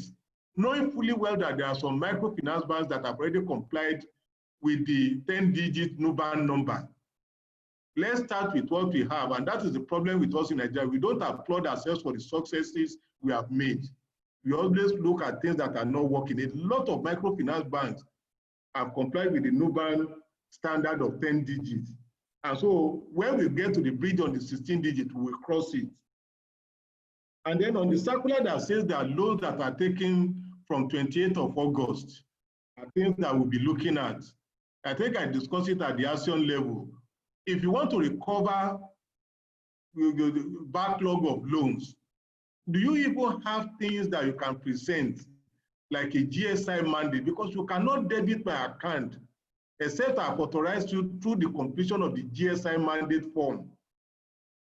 There must be an authorization before debit can be thrown into those accounts. Let's be sure we are not running faster than policy itself. It's a way of helping us. And then let's implement based on what the policy, and you know when CBN speaks, they know what they are talking about. And again, somebody is asking about local thrift collectors. CBN policy circular was clear that I'm talking of institutions that are regulated by the Central Bank of Nigeria. whose licenses were obtained from the Central Bank of Nigeria. A lot of lending institutions, at least have been part of the Lagos State government zone, which collected their own licenses from the local government authorities, the Ministry of Local Government. These are not covered under this scheme of the GSI. It is only for central bank licensed institutions and not for all those ones that are licensed by state government. I think I can talk about that. Let's use what we have in the 10 digits for as many as have complied, whilst we wait for the implementation of the 16 digits, but we cannot hold the system down on anything by saying we are not going to comply. We have to comply, and if we are not going to comply from 1st of August, that was why I was advocating the issue of advocacy. Let the association approach CBN quickly, formally for that matter, so that the position can be made by the central bank. Otherwise, if the CBN has not changed its mouth, like let me use the local word, if they have not turned their mouth to say it otherwise from the circular they have issued, it is the penalty that are inherent in the operations guideline that CBN will be looking at for closing on everyone. Thank you. Thank you very much, sir. From Olatilewa. I'm so sorry. Can I just respond to one thing that Mr. Oluyemi said? The first in, first out, FIFO, yes, I think please. it was.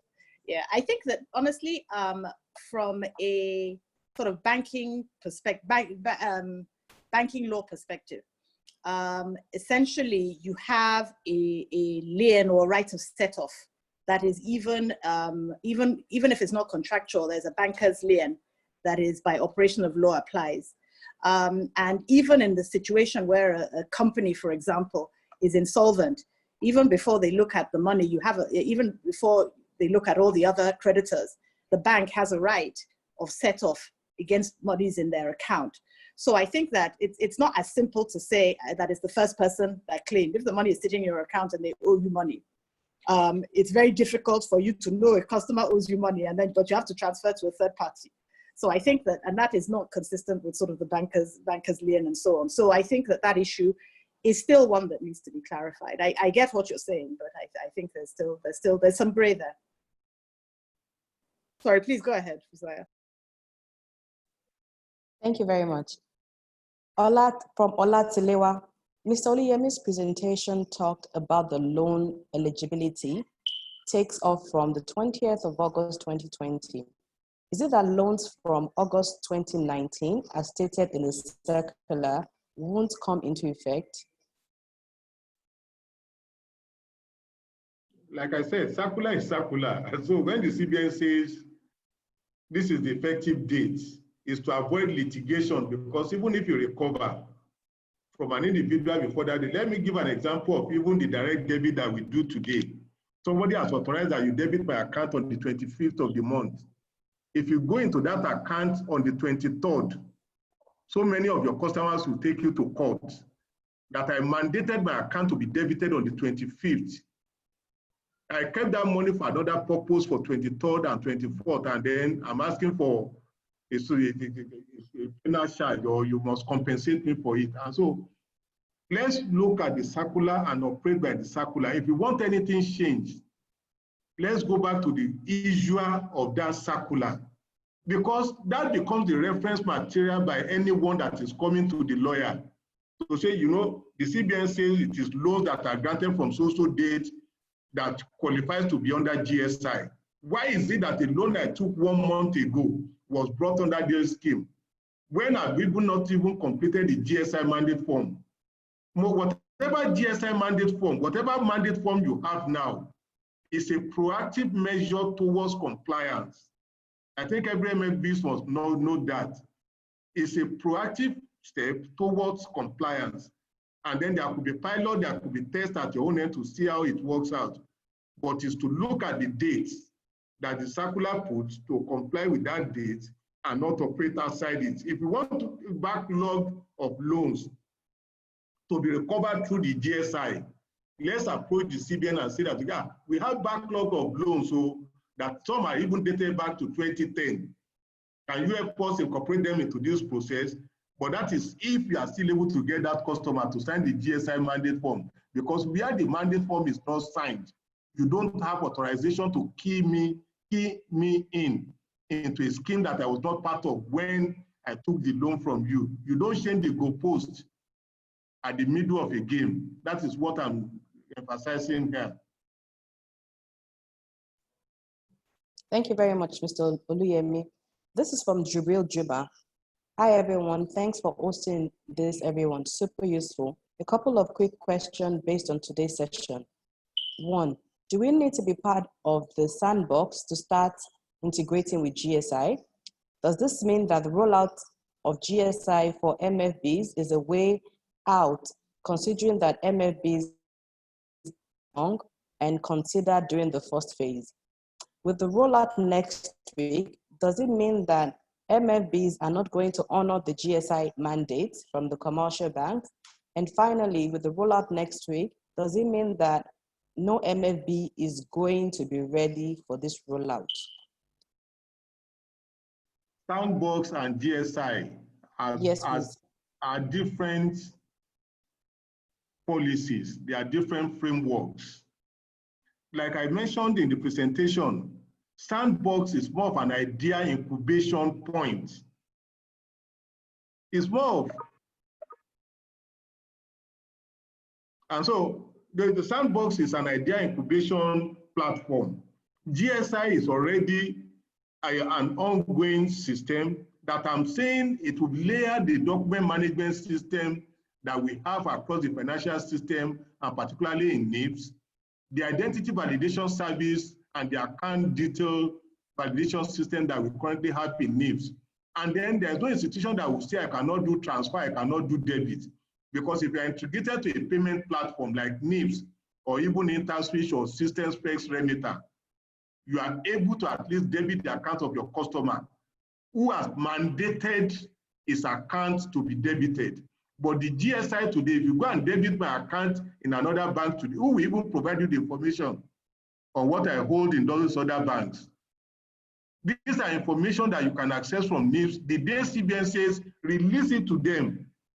We have the service for the universal banks, but the services are mostly not exposed to the microfinance banks today because we don't have the CBN authorization to expose you to balance inquiry service, which will enable you to know what I hold in other banks outside your own. And then, like it is equally said, nobody is saying that the mandate, the process has taken effect. The rollout is next week, that is August 1st, is what CBN says. For implementation, I think I made it clear that there are 2 dates as far as the implementation is concerned. I'm sorry, just a second. I put implementation date of August 1, 2020, and loan eligibility from August 28th. Go and look at the circular. Any loan that is issued on the 1st from the circular of CBN does not qualify to be on the scheme, even though you have started implementing. It is only loans that are granted from 28th of August that qualifies for this. These are things, if people don't have copies of the circular, I think it's something we can circulate widely to participants here so that everybody can at least have a nip of all the issues that are raised in it.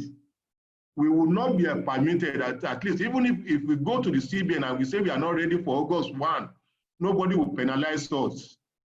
But if we don't go back and CBN expects compliance by August 1st, look at the aspect of the penalty for non-compliance. I'm sure that is what CBN will impose on any MFB that does not comply.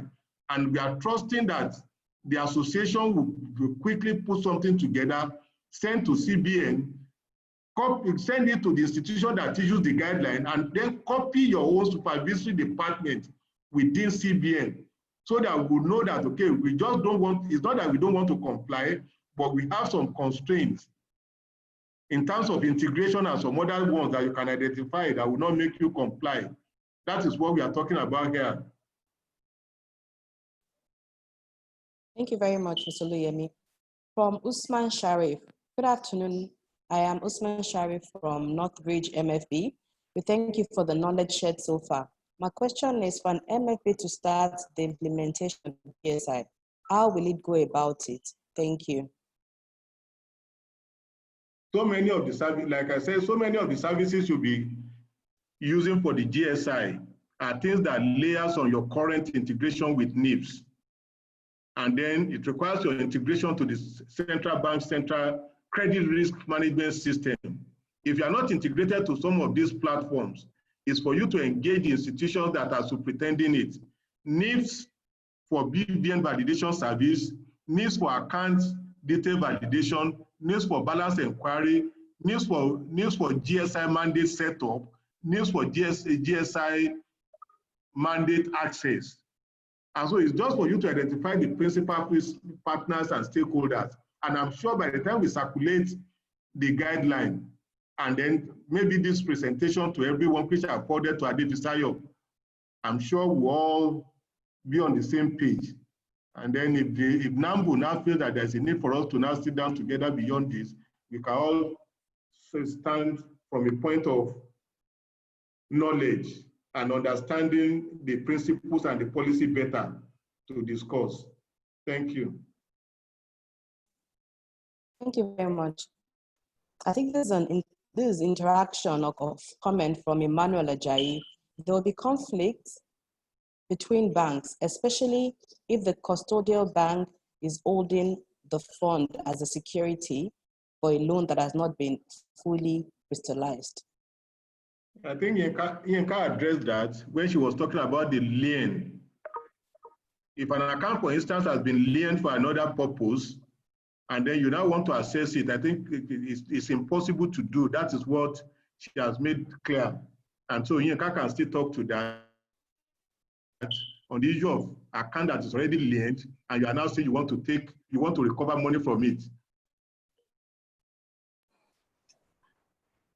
Yes, I mean that's correct. If you've received notice that somebody else has an interest, for example, so this is a third-party interest, that will prevent you. But then also, as you said, if you've got if something, so again, maybe some clarity around exactly what level of classification we're talking about. So let's say, for example, the loan, there's something that is outstanding from you. I guess as soon as it's outstanding, you'll probably debit. So maybe you don't have the issue. But certainly if a loan is outstanding, I think that there probably will be some clarity, some issue from the banks around precisely how this will work around each other. But I think currently, if you don't debit and you have a credit balance in your account, then I think that you're in breach of the regulations.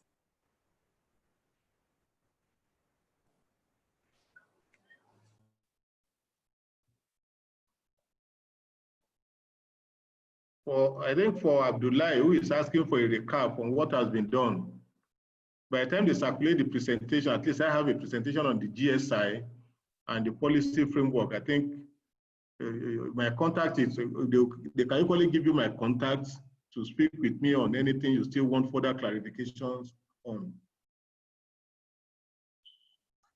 Even I'm going to be in touch with you, Mr. Oluyemi. Okay, ma.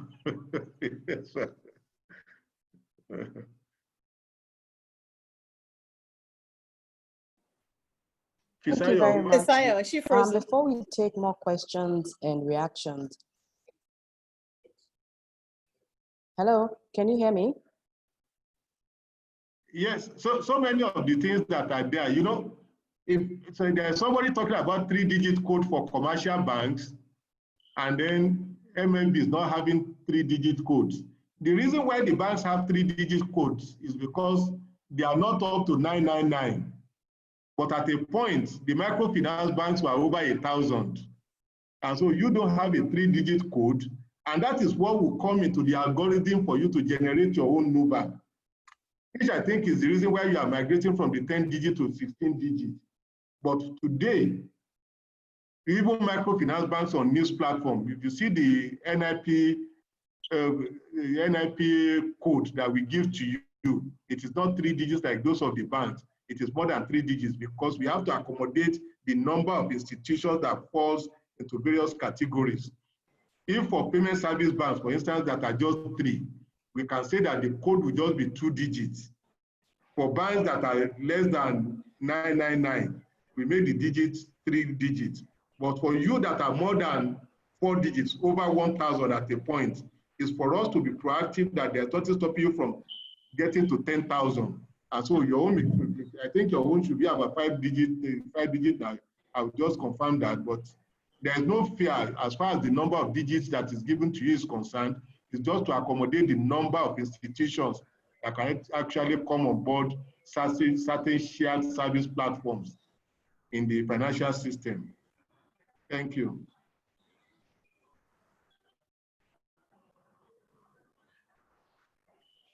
Thank you very much. Before we take more questions and interaction, we have a poll that would come up very shortly. Please select the answer that is most appropriate to you. Thank you very much. So this question is from, okay, the poll is up now.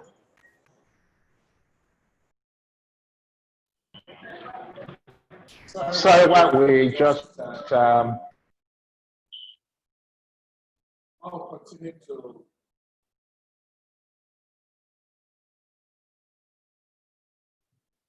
The president of the National Association of Microfinance Bank, who has been on all along, Mr. Giyas Yusuf, you're welcome. And also the chairman of NAM Ogun State Chapter, Mr. Bumi Ogunrede. I welcome the president, Mr. Giyas, and I welcome Mr. Bumi Ogunrede. Thank you for joining.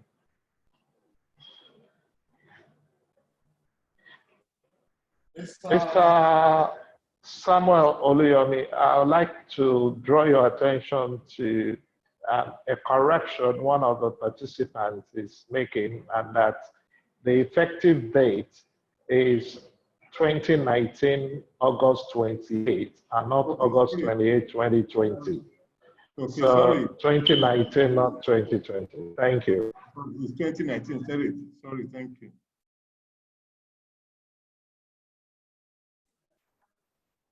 Okay, thank you very much.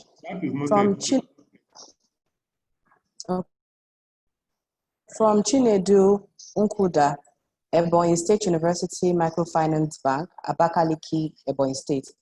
Joined shortly ago, but unfortunately, I am already acquainted, fortunately, I beg your pardon, I am already acquainted with the upcoming GSI policy, having downloaded and gone through it some weeks ago. With other things said, including legal and other technical and private issues in mind, I want to ask, what is the plan to ensure that wide and possibly detailed awareness is given to the public, banks, and customers to ensure they too are towards the implementation? Particularly, I'm very concerned of the implementation, takeoff time, or the effective date for the GSI. Mr. Oluyemi, sorry, would you like me to take the question again?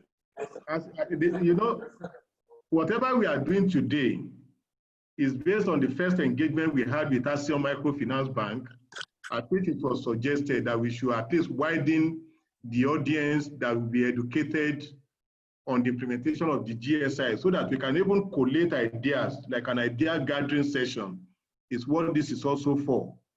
And so it's for us, if next week, for instance, the National Association of Microfinance Bank feels they want to organize something, we will be there as NIBSS, and then we encourage everybody that needs to at least do some form of meetings to invite critical stakeholders to participate.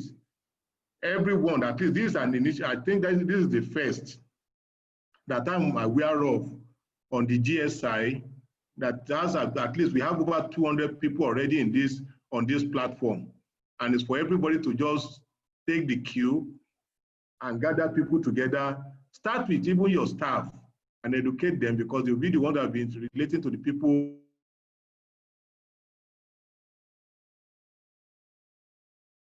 out there. And if the need arises for us to now do something of a Zoom meeting now, that will enable you to at least talk to anyone, we'll be willing to cooperate with you. We don't need to travel anywhere now to do this. Okay. Thank you. Thank you very much. Thank you. Kunle Dada, before the circular of the GSI, CBN sent a clause to be added to our offer letter that we can debit customers who are defaulted from other banks. Can this suffice for the GSI mandates? And so that's why I thank you for the correction. So Fisaya, I will resend my presentation so that the 2019-2020 can be corrected.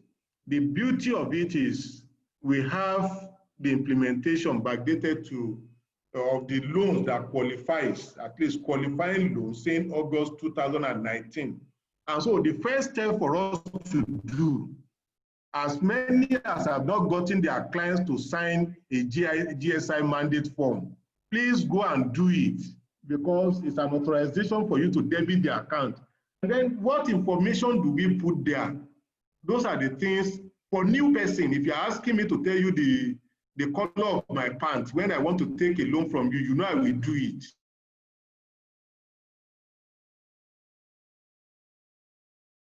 But when for people that have already taken the loan and are enjoying it, hello?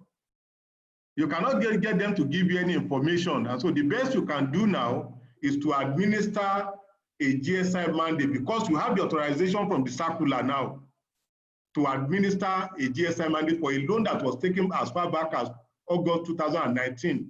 If you don't have that, you cannot approach anyone for recovery of a loan through the GSI. But enlightenment, thank God we have the President and Vice President of NAMBO in this session. At least more sessions will just continue on this platform and then across other stakeholders on this. Thank you very much. From Abdullahi Isa, good day everyone. I just came on board due to connectivity issues. Kindly recap the major issues raised on GSI. Abdullahi Isa, MD Kano Poly MFB. Mr. Isa, we would share the link to all the registered participants after the session, and you can download the record from there. I think the GSI is more favorable towards customers than to lenders. Why? Because I had the perceived ignorance of some, because at the perceived ignorance of some customers may feign, I think that the GSI should be reviewed to allow thorough investigation on issues that may be raised by customers, not to out the lender at a spot if excess loss. The policy is clear on arbitration. There is need for mutual agreement between the parties.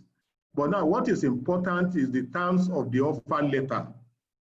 We mentioned that one. The terms of the offer letter would define when default can take effect. But because we don't want to lose a customer for eternity, you still want to engage them in a sort of discussion on why they are defaulting. What are the remedial measures towards them paying? Because the fact that I mandated that you should debit my account electronically does not mean that I cannot transfer money to you to repay a loan on which I'm defaulting. The fact that I've issued a post-dated check does not mean that I cannot come and pay through other means. Those are the things. And so let's be customer-centric. I think Dr. Oyenuga mentioned that. The customer is still our customer. We will need them beyond the current loan that we have given them. But if we are able to show some level of empathy with them without compromising on our own business ethics and business survival, then tomorrow we can still call on that customer to still come and patronize us. It's not for us to say that, okay, I have an authority to debit, I'm going to debit. there should be discussion between the creditor institution and the borrower. There should be mutual agreement. Where there is no mutual agreement and you think this is exposing you to risk, then that is where the issue of arbitration comes in. And we should explore that before we say we trigger a GSI debit to an account that we have found to have money for that customer. Thank you. Reaction from Tolulokwe Yinka. As we sanitize the system, it shouldn't cause conflict between banks. The idea is that the GSI of overexposure on the part of the customers. From TT Telecoms, Mr. Oluyemi, in deploying fintech solutions, commercial banks have a 3-digit code. Please do MFBs too have these 3-digit codes? If they do, where can we get the list? Like I said, the CBN itself issues digits. I've Covered addressed already. that before. I've addressed that one before, but for as many, for comfort purpose, every of the institutions you are connecting to, we issue you codes. The CBN has for MFBs. NIBSS, for instance, has for every institution that we connect to on NIP, and we advise you the moment you go live on the platform. And so there's no confusion because it is hard for people to recognize people by name in the Nigerian financial system. If I want to address Accion Microfinance Bank now, I can call them Accion. I can call them Accion Microfinance Bank. I can call them Accion MfB. But the moment it is a code, I cannot shorten my number. I cannot shorten the number by any means, and it will remain the same. That is why in the financial system, we emphasize the use of codes rather than names. A lot of us today, we are comfortable with calling the particular bank GTB, GT, Guarantee Trust Bank, Guarantee Trust. And that's where the code becomes important. But for adventure, you need things on the codes that are applicable to any institution. Approach the scheme owner. For NIP, for instance, it's NIBSS that you can approach for the codes of the other MFBs. But when you talk of auto pay or something, you need to approach the scheme owner for you to access the information. And then for account numbers, we are saying there is the requirement for every of the MFBs to update an industry current account database in NIBSS with the account information. And then I hope that does not still put undue penalties on some of the institutions that have created accounts for their customers without validating their BVN, without linking the account number to the BVN of that individual at the point of creation or relationship consummation with that client. It's important for us to know that things are just interwoven. If you beat the system here, you cannot beat it here. That is what we are saying. BVN has become an industry identifier for our customer, and we feel that if you are not speaking the same language, there's no way somebody will give you the account number of a universal bank today, and you won't consciously tell the person it is correct or incorrect. If it is less than 10 digits, this number is not complete. It's just like your telephone number. Somebody is giving you a 10-digit telephone number. You tell the person it remains 1 digit. And that's the thinking behind saying that, okay, we need to have a Nigerian uniform bank account number, which is not 13 digits, 18 digits, 21 digits when Mr. Joda started his banking career.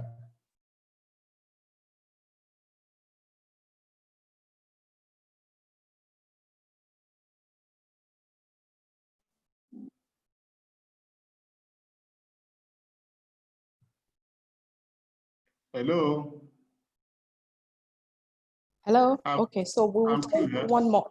Okay, so we'll take one more question from Adenrele Uni. Will NIBSS still write its member banks on specific steps that are meant to be taken by each bank on the implementation of the scheme GSI, provide some sort of guidance to each bank? Be rest assured that we are crossing the T's and dotting the I's now. And then the moment we want to take off or the moment integration starts, there will be forum like this that will be called at NIBSS for all of us to be updated with state of affairs on the GSI. But just be rest assured there will definitely be stakeholders engagement from time to time with NIBSS too. Thank you very much, Mr. Oluyemi. It's been quite really engaging. I'll say a big thank you. I want to say a big thank you to my dear sister. This is Yinka Edu. You've been amazing and wonderful. This has really been, it has picked up to its expectation, yeah, even from the feedback that we're getting. And Femi Oyenuga, the medical doctor turned financial technology expert, thank you also for coming on board. We do appreciate you. To my colleagues, Joshua Utefel from Mekidi, that's the Vice President of the National Association of Microfinance Bank in Lagos State. We appreciate all my colleagues that have been able to make it. Let's make it a time tomorrow, same time at 11 o'clock. And another very testy topic, stamp duty. They newly introduced stamp duty. And tomorrow again, we're going to have Yinka James from a senior partner with KPMG. We're having Mrs. Martins, Ngo Martins Okoma, a senior associate with Aloko Yebade & Co., and Mrs. Ohoho Makinde, partner Aloko Yebade, to come and discuss with us on the issue of stamp duty. Same time, same login code tomorrow from 11 to 1 p.m. And you know what? We will also discuss force majeure. I recall a lawyer writing to the bank and saying that because a pandemic, his customer has declared a force majeure, and so the loans are not collectible again. How feasible is this? How practicable is this? We're going to have our senior lawyers in the house discussing these issues and the partners. Let's make it a day tomorrow. To our dear panelists, I want to say a big thank you again. You've been amazing.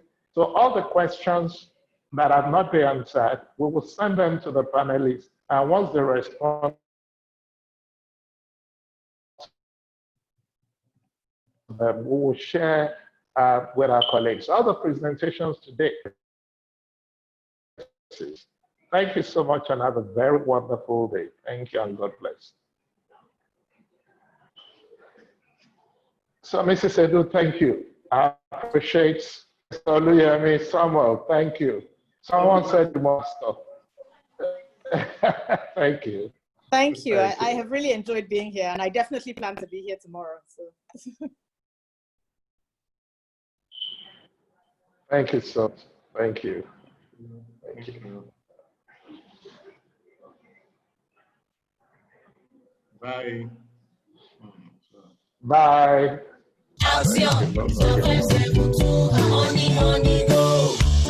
Open accounts with Accion to save for tomorrow. There's an easy way to bank every day. Hey, I 7-2 ash. Now here we go. I know get wahala. Oh, it's a life. Oh, money on me go. 5-7-2 ash. Oh, get a life. Oh, but the flow is bright. 5-7-2 ash. Send money to family and friends and business partners on top your phone. Wherever you are, whatever you do, hey, pay your bills and recharge your phone. Accion Bank Piano star 572 ash.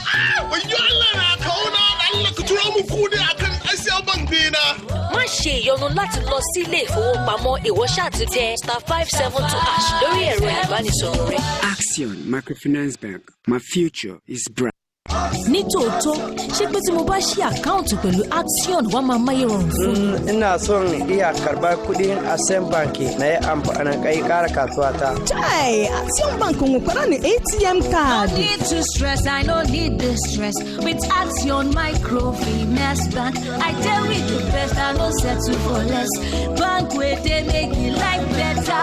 You checking the money, you fit open account. Save money now to pay your bills. And you fit to get the loan to grow your business. Well, my future is bright, oh.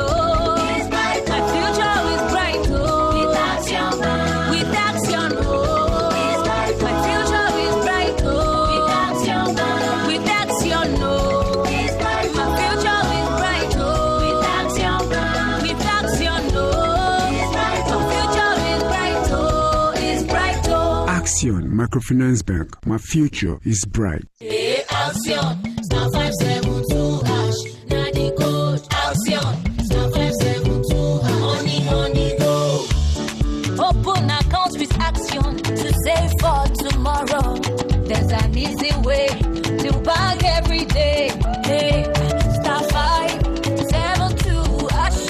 Now here be the code. I know get to a holla. Oh, it's a life. Oh, money on the go.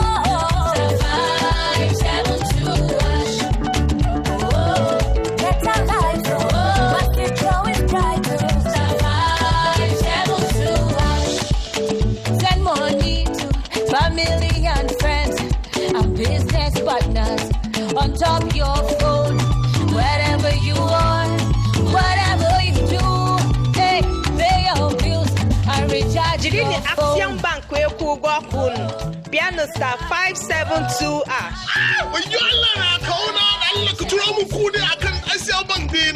Má ṣe ìyọnu láti lọ sí ilé ìfowópamọ́ ìwọ ṣáà ti tẹ star 572 hash lórí ẹ̀rọ ìbánisọ̀rọ̀ rẹ. Accion Microfinance Bank. My future is bright. Nítòótọ́, ṣé pé tí mo bá ṣí àkáǹtì pẹ̀lú Accion wá máa máyé rọrùn fún mi? Ina son iya karɓar kuɗin Accion Bank na yi amfani kai ƙara kasuwa ta. Chai, Accion Bank mo kwara ni ATM card. No need to stress, I no need the stress. With Accion Microfinance Bank, I deal with the best, I no settle for less. Bank where they make you life better. You checking the money, you fit open account. Save money now to pay your bills. And you fit to get the loan to grow your business. Well, my future is bright, oh. My future is bright, oh. With Accion Bank. With Accion, oh. My future is bright, oh. With Accion Bank. With Accion, oh. My future is bright, oh. With Accion Bank. With Accion, oh. My future is bright, oh. Is bright, oh. Accion Microfinance Bank. My future is bright. Hey, Accion, star 572 hash. Now the code Accion, star 572 hash. Money go. Open accounts with Accion to save for tomorrow. There's an easy way to bank every day. Hey, star 572 hash. Now here be the code. I know get to a holla.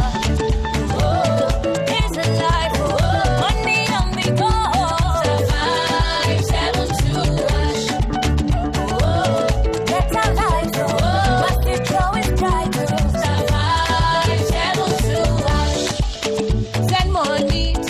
Family and friends and business partners on top your phone.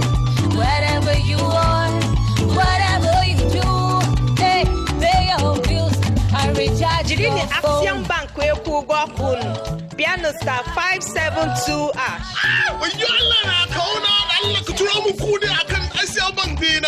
Má ṣe ìyọnu láti lọ sí ilé ìfowópamọ́ ìwọ ṣáà ti tẹ star 572 hash lórí ẹ̀rọ ìbánisọ̀rọ̀ rẹ.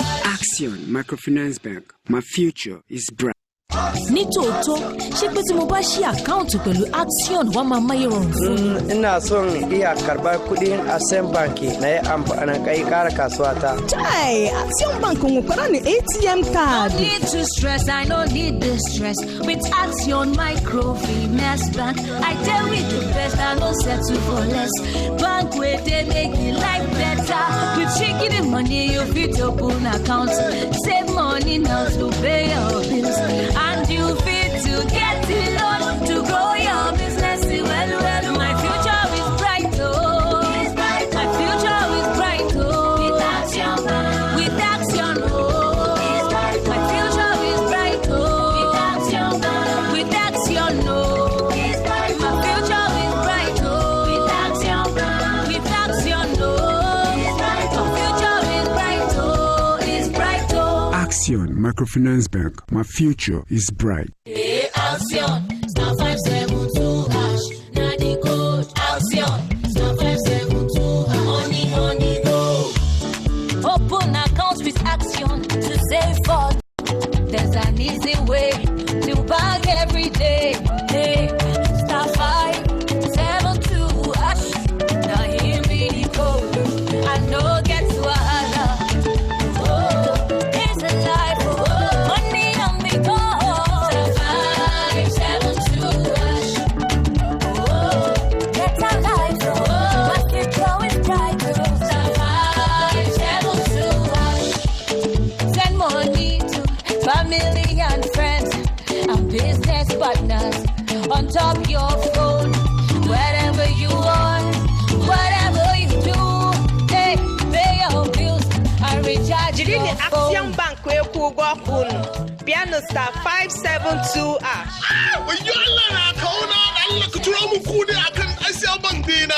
má ṣe ìyọnu láti lọ sí ilé ìfowópamọ́ ìwọ ṣáà ti tẹ star 572 hash lórí ẹ̀rọ ìbánisọ̀rọ̀ rẹ. Accion Microfinance Bank. My future is bright. Nítòótọ́, ṣé pé tí mo bá ṣí àkáǹtì pẹ̀lú Accion wá máa máyé rọrùn fún mi? Ina son iya karɓar kuɗin Accion Bank na yi amfani kai ƙara kasuwa ta. Chai, Accion Bank ń kwara ní ATM card. No need to stress, I no need the stress. With Accion Microfinance Bank, I deal with the best, I no settle for less. Bank where they make it life better. You checking the money, you fit open account. Save money now to pay your bills. And you fit to get the loan to grow your business. Well, my future is bright, oh. My future is bright, oh. With Accion, with Accion, oh. My future is bright, oh. With Accion, with Accion, oh. My future is bright, oh. With Accion, with Accion, oh. My future is bright, oh. Is bright, oh. Accion Microfinance Bank. My future is bright. Hey, Accion, star 572 hash. Now the code Accion, star 572 hash. Money go. Open accounts with Accion to save for tomorrow. There's an easy way to bank every day. Hey, star 572 hash. Now here we go. I know get to wahala. Oh, it's a life. Oh, money on me go. Star 572 hash. Oh, get a life. Oh, my future is bright. Star 572 hash. Send money to family and friends and business partners on top your phone. Wherever you are, whatever you do, hey, pay your bills and recharge Jidini your phone. Accion Bank we kugo kun. Piano star 572 hash.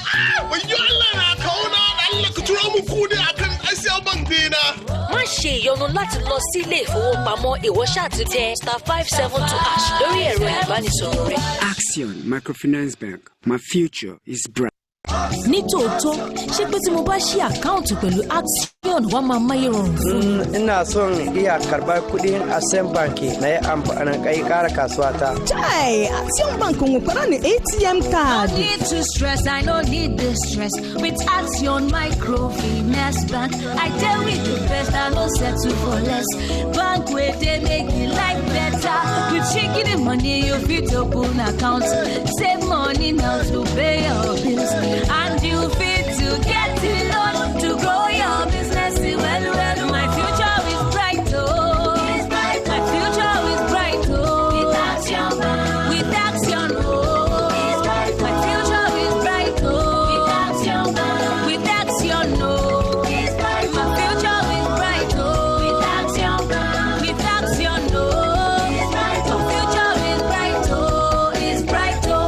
Accion Microfinance Bank. My future is bright. Hey, Accion, star 572 hash. Now the code Accion, star 572 hash. Money go. Open account with Accion to save for tomorrow. There's an easy way to bank every day. Hey, star 572 hash. Now here we go. I know get to a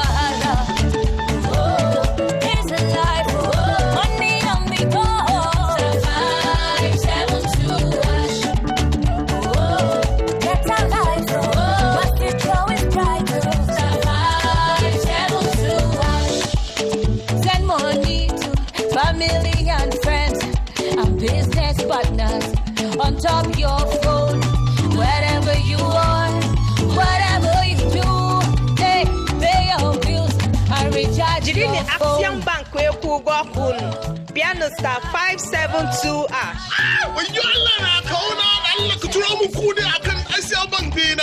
Má ṣe ìyọnu láti lọ sí ilé ìfowópamọ́ ìwọ ṣáà ti tẹ star 572 ash lórí ẹ̀rọ ìbánisọ̀rọ̀ rẹ. Accion Microfinance Bank. My future is bright.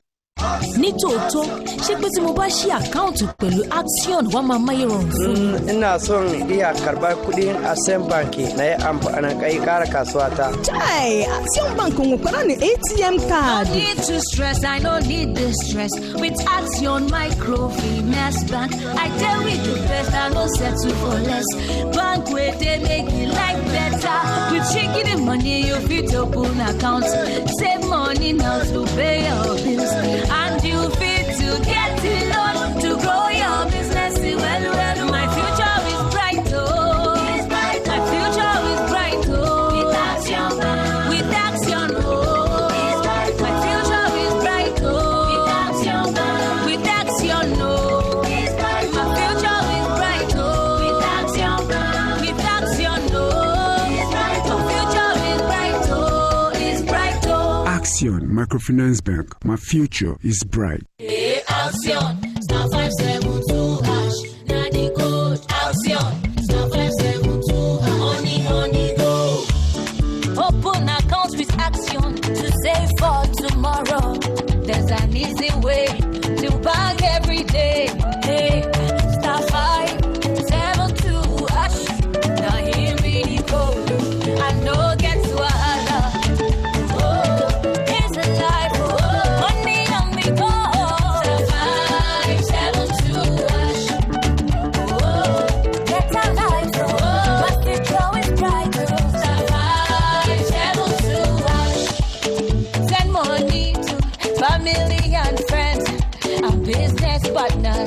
on top your phone, wherever you are, whatever you do, hey, pay your bills and recharge your phone. Accion Bank Piano star 572 ash.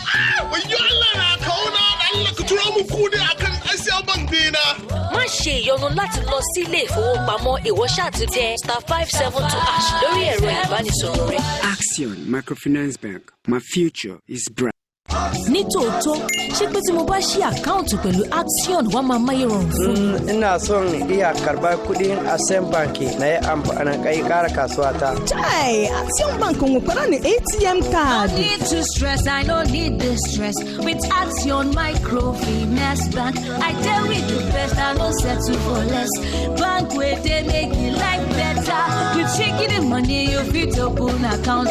Save money now to pay your bills. And you fit to get the loan to grow your business. Well, my future is bright, oh. My future is bright, oh. With Accion, oh. My future is bright, oh. With Accion, oh. My future is bright, oh. With Accion, oh. My future is bright, oh. Is bright, oh. Accion Microfinance Bank. My future is bright. Hey, Accion, star 572 hash. Now the code Accion, star 572 hash. Money go. Open account with Accion to save for tomorrow. There's an easy way to bank every day. Hey, star 572 hash. Now here we go. I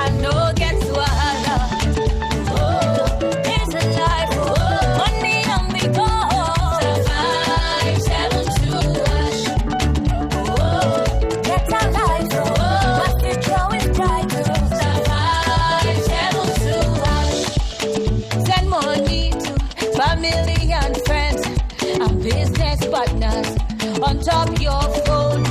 Wherever you are, whatever you do, hey, pay your bills and recharge your phone. Accion Bank Piano star 572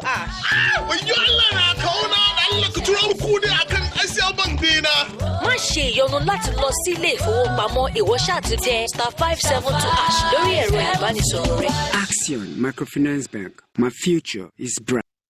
ní tòótọ́ ṣé pé tí mo bá ṣí àkáǹtì pẹ̀lú Accion wá máa máyé rọrùn fún mi. Ina son iya karbar kudin Accion Bank na yi amfani kai kara kasuwa ta. Chai, Accion Bank nwere na ATM card. No need to stress, I no need the stress. With Accion Microfinance Bank, I tell with the best, I no settle for less. Bank where they make it life better. With shaking the money, you fit open account. Save money now to pay your bills. And you fit to get the loan to grow your business. Well, my future is bright, oh. My future is bright, oh. With Accion Bank. With Accion, oh. My future is bright, oh. With Accion Bank. With Accion, oh. My future is bright, oh. With Accion Bank. With Accion, oh. My future is bright, oh. It's bright, oh. Accion Microfinance Bank. My future is bright. Accion, star 572.